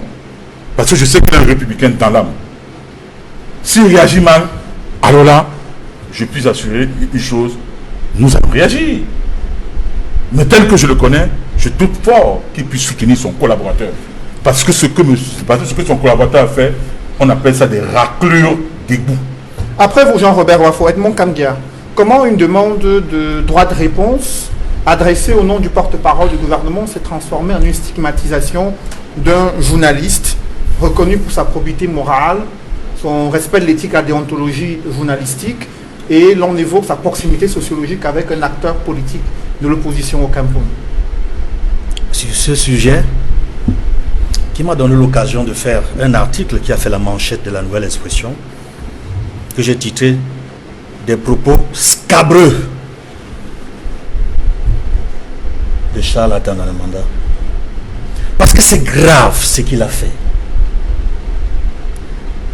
Si lui-même il a écouté cette émission, il dit si le concerné a lui-même écouté l'émission avant d'interpeller les responsables d'Alain Foka, de réécouter les émissions. Moi j'ai le sentiment que ce qu'il a dit est terrible. C'est terrible si ça vient d'un journaliste. Ou alors pour quelqu'un qui prétend faire de la communication ou du journalisme. C'est très grave. Il parle de l'approche et de la proximité sociologique avec un leader de l'opposition. Même lorsqu'il ne l'a pas cité, ce leader de l'opposition, tout le monde a compris qu'il voulait parler de Maurice Kamto. Parce que, selon lui, Alain Foka aurait une proximité sociologique avec Maurice Kamto. J'ai dit, c'est très grave ce qui s'est passé. Et je suis tout à fait à l'aise lorsque j'ai vu la réaction de madame la directrice de RFI dénoncer, trouver inacceptable des allusions, des insinuations à caractère ethnique sur le travail d'un de ses collaborateurs, notamment Alain Foka. Je dois dire ceci. Charles Atanganamanda, dans cette fameuse missive qui a été relayée, on l'a vu sur les réseaux sociaux, presque tous les journaux en ont parlé, visiblement, lorsqu'il l'a fait, j'ai le sentiment qu'avec tout le zèle qu'il a, on lui connaît, il aurait rendu, c'est-à-dire qu'il aurait œuvré à ce que sa correspondance soit la plus diffusée possible.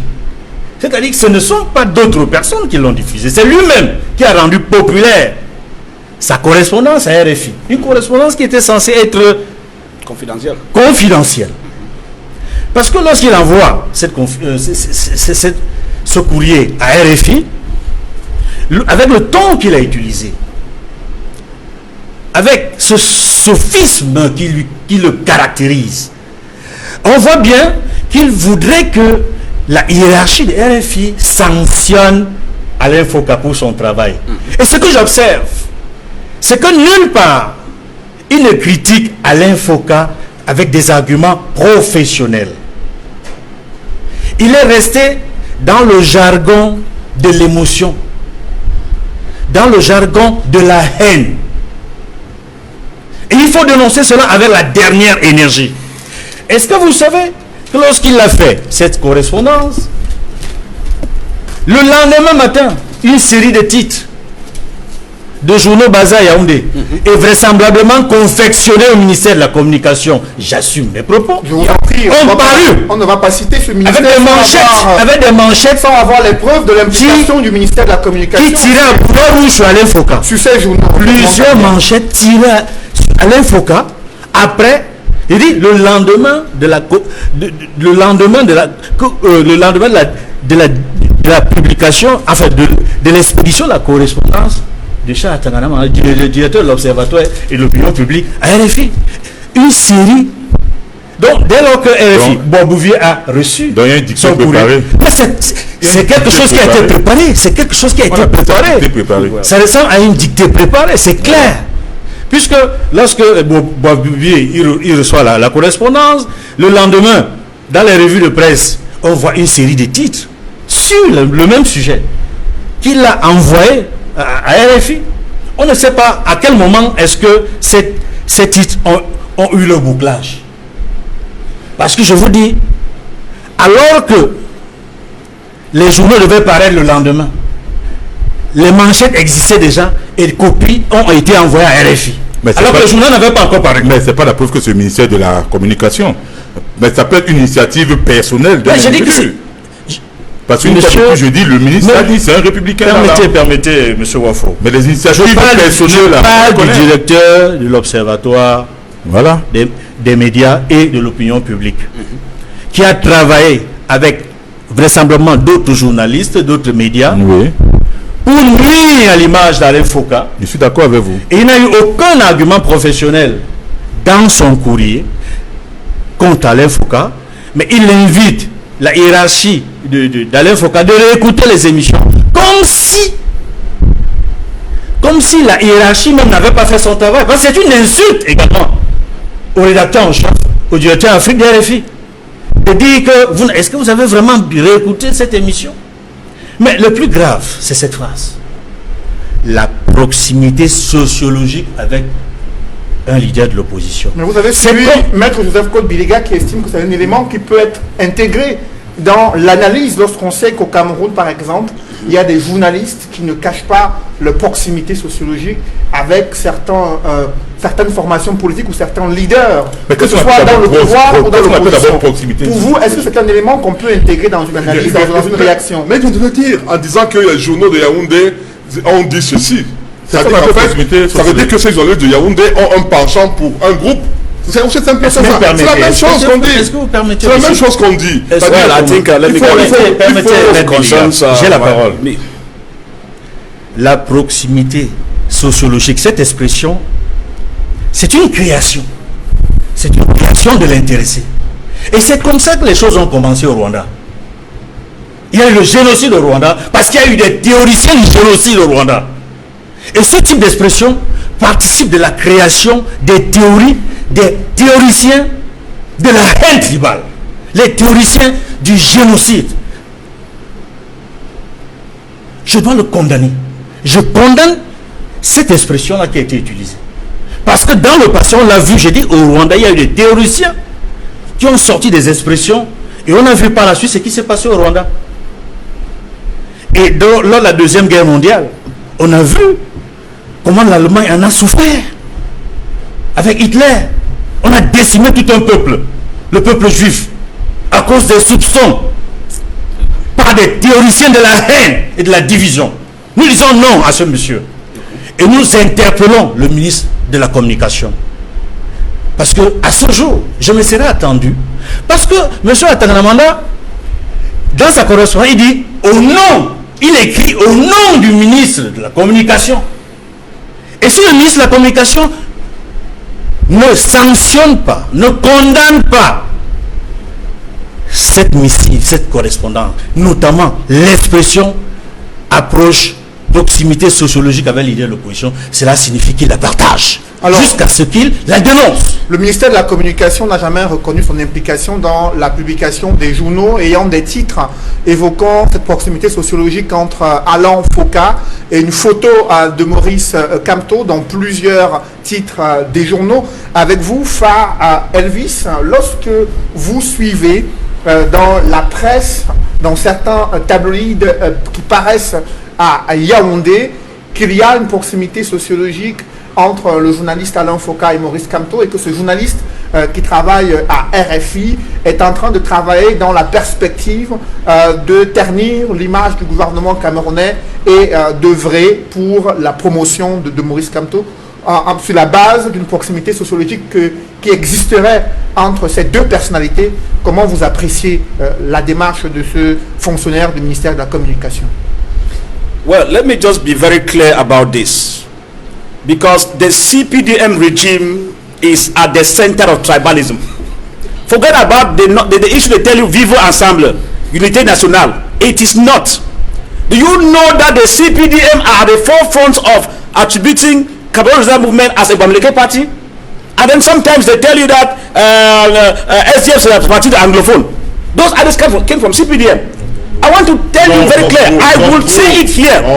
But don't worry about it. I'm still coming. Let me tell you the reason why. When CPDM sycophants use hate speech, the government does not punish them. The government is an accomplice. You know what I'm talking about, Barrister Bilinga. When people sit and call parties and tag people as Bamileke and all the like, as Parti de Bamenda and all the like, whilst they are not punished, because we have a law that is supposed to go as far as punishing those kind of persons. How do you explain to me? Because Alain Foka, professional as he is, gets a program running, and because it has to do with Professor Maurice Kamto, we should say it clear, we should not hide it. Leader of the Cameroon, Professor Maurice Kamto. We know very well that anything that has to do with MRC party, it becomes a problem to the regime. That's why the regime will tag you. If you want to assist people through COVID-19, bring about Cameroon Survival Initiative, they tell you up and down and all the like. But if others do it, not linked to Professor Maurice Kamto, it becomes normal. It's to tell you that this government that is kangaroo works carefully on tribalistic tendencies. I must say that because Charlatanga made a declaration. Do you know that even when Gabu incident occurred, newspapers took the same headline? You had Professor Maurice Kamto, Akeremun and the rest, that they had to go to court. When Gabu incident occurred, I am sure you remember that. Yes. All the papers, more than 10 of them, took the same headline. It's to tell you that they are government-sponsored papers. And when government-sponsored papers are existing, it means they promote hate speech and tribalism. Of course, they don't even know. Yesterday, the head of Radel Colin was arrested in France. He had been on the run for more than 20 years. He was asked why. Because his friend Radel Colin was at the center of the genocide. Anything we do in this country, as far as hate speech is concerned, and we mount people against people, parties against party, I am telling you, the regime, we will answer these things after the crisis. Le gouvernement camerounais a mis sur pied une loi qui criminalise le tribalisme. La loi est là. Est-ce que ça ne traduit pas la volonté du gouvernement de lutter contre ce fléau? Mr. Cedric, let me just come in. The government has good laws. The government is good at putting good laws. My problem is application. Mr. Cedric, that's why I said CPDM has failed 200%. Because if you want to go into hate speech, we have a TV station in Yaoundé that has propagated hate speech against Anglophones. Till today, Yaoundé stays quiet. Most of you want to tell you on the Equinox, and we have people who tell you not to party the Bamileke and all the like, and nobody comes because the regime is an accomplice to these errors. Therefore, any law the regime puts in place against hate speech, against whatever, it is just to play for time. Because if Yaoundé was serious, Cedric, many people who are against this, who are on this issue promoting tribalism, should have been in prison. You know journalists yourself here who propagate. There are politicians who will tell you that no, c'est l'affaire Bamileke, l'affaire Bamenda and all the like. Where are we today? Therefore, they should not deceive us. A law has been put in place, but the state is doing nothing possible to protect that law and to apply it. Therefore, the state is an accomplice to hate speech and tribalism under the false disguise of Vivre Ensemble. It is a lie. Vous avez parlé de la loi sur le tribalisme. Et effectivement, le gouvernement gagnerait, n'est-ce pas, à travers cette sortie de M. Atamanda, à se séparer. Le gouvernement gagnerait à se séparer de ce collaborateur qui, par cette affaire, a pataugé dans des élucubrations oiseuses et des mensonges paresseux. Il faudrait qu'il soit mis de côté. Vos propos ont été compris. Je dis, il faut qu'il soit mis de côté. C'est ça quand même un gage. Charles Atamanda, directeur de l'Observatoire des médias, a présenté ses excuses sur la chaîne Canal 2 International pour l'interprétation de ses propos polémiques. Pour autant, Joseph Claude Biliga, il y a ce sentiment au sein de la classe politique, il y a une tribalisation du débat, une stigmatisation des Camerounais dès qu'ils ont un point de vue contraire à ceux qui se trouvent au sein du parti au pouvoir. Comment expliquer cette attitude? Non, c'est à la fin qu'il n'est pas bon. Lorsqu'il a un point de vue contraire à ceux qui sont au pouvoir, lorsque ceux qui sont au pouvoir ont un point de vue, disent quelque chose, ceux qui sont contre les attaques, ouvrez votre téléphone là maintenant. Vous allez voir que je suis attaqué. Tout simplement. Because vous êtes attaqué sur vos idées, sur ma personne même. Je vous donne un exemple banal. Un jour, je crie sur un forum où je parle, et un monsieur, je ne dirai pas son nom, dit Maître Bilega, il écrit sur Facebook, même Bilega, un avocat égaré. J'ai écrit sur le fait, par exemple, que les avocats n'ont pas le droit de porter la robe chez un individu. J'ai eu 100 ou 200 attaques personnelles venant de personnes de 90% d'une même région. Soyons honnêtes. C'est les faits réels qui s'attaquaient à moi en tant qu'individu, pas sur ce que j'ai dit, alors que ce que j'ai dit était approuvé par le bâtonnier de l'ordre. Pour vous dire que il ne faut pas qu'on donne l'impression, si nous voulons lutter contre le tribalisme, soyons honnêtes et disons que c'est partout. Il n'y a pas une tribu des tribalistes et une autre des non-tribalistes. Nous tous, chacun à titre individuel, doit pouvoir se dire, je dois éviter de poser des actes négatifs. Lorsque M. Faye vous dit, c'est gens du RDPC qui parle, non! The state is not Mais disait le MRC, c'est que le MRC écrit. But Pourquoi the state monsieur Wako, tous les jours vous bagarrez, Il a la parole. tous les jours vous bagarrez sur les réseaux sociaux contre nos frères de MRC, comme qualité d'insulteur. C'est vous qui le faites tous les jours. Moi, je dis non, mais moi, je ne parle pas contre eux. Moi, je ne sais pas si c'est du mais c'est bon. Je ne sais pas si moi, je ne reprends pas ce qui exclut, c'est pas ce que je ne reprends pas lorsque vous restez Il a la parole. Il a la parole. Je vous donne des exemples bien précis. Ouvrez votre internet.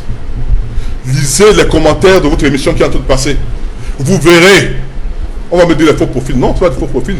C'est des confrères parfois que je connais, avec qui j'ai des rapports inbox. Alors là, c'est condamné. Pour vous dire donc qu'en réalité, si vous dites, M. Ataramanga est tribaliste, si vous restez là, vous ne rendez aucun. On ne reste pas là. Vous n'aurez pas le service au pays. Vous parlez du Rwanda. Moi, j'y ai été. But the state is not sanctioning. Il a la parole, je vous en prie. Au Rwanda, j'y ai été 2 fois. J'ai dit récemment encore, il y a 2 ans.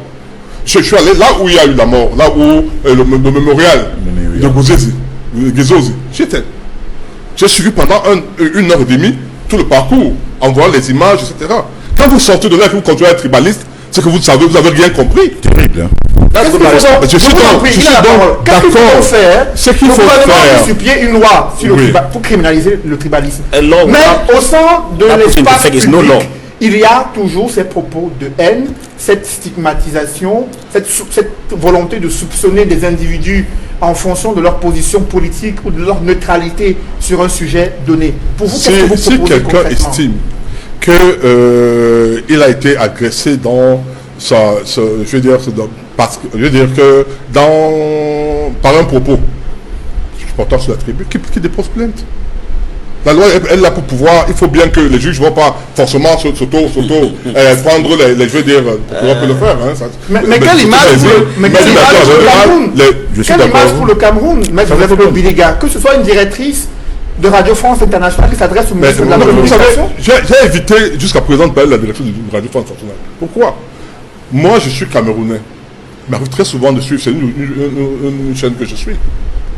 De vous à moi, ces gens font toujours des objectifs sur le Cameroun. Soyons honnêtes. Vous n'êtes pas parfois dit, mais ces gens-là, ils parlent de quoi? De notre pays ou bien de notre pays? Ces blancs, excusez-moi du terme, ces journalistes allemands parlent de ce qui est mal du Cameroun, mal de l'Afrique, rien de on vous le savez très bien. Chacun, vous me dites,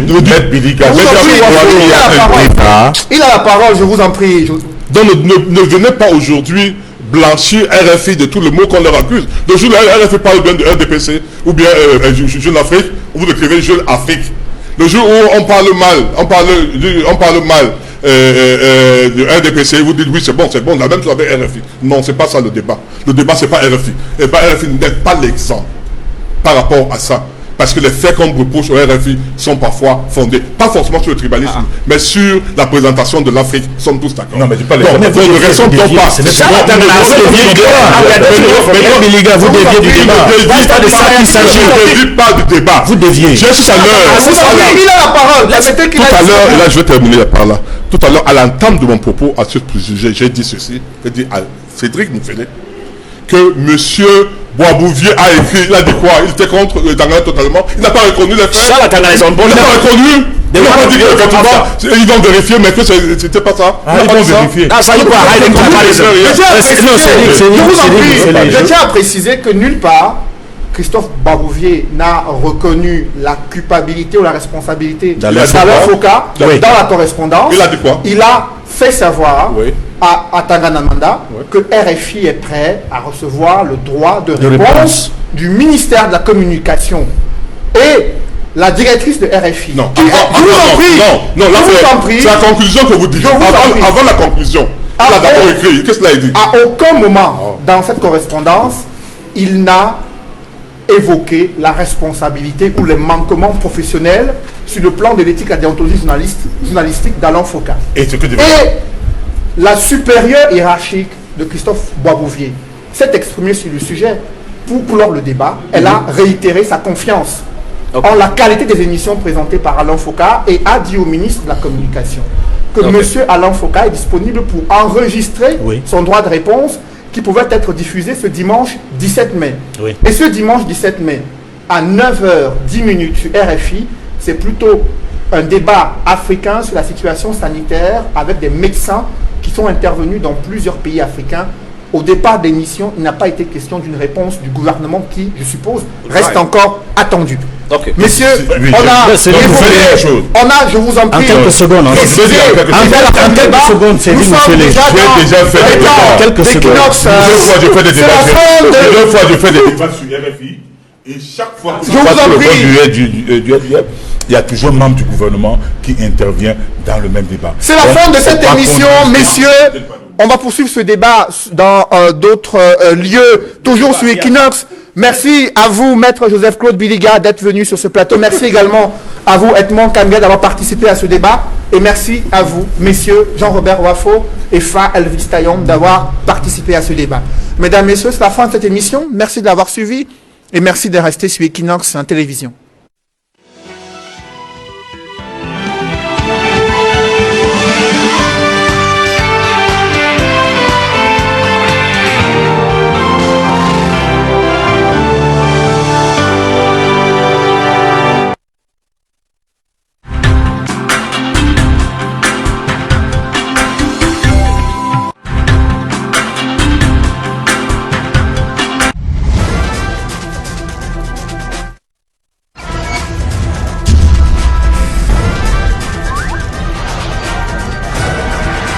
Equinox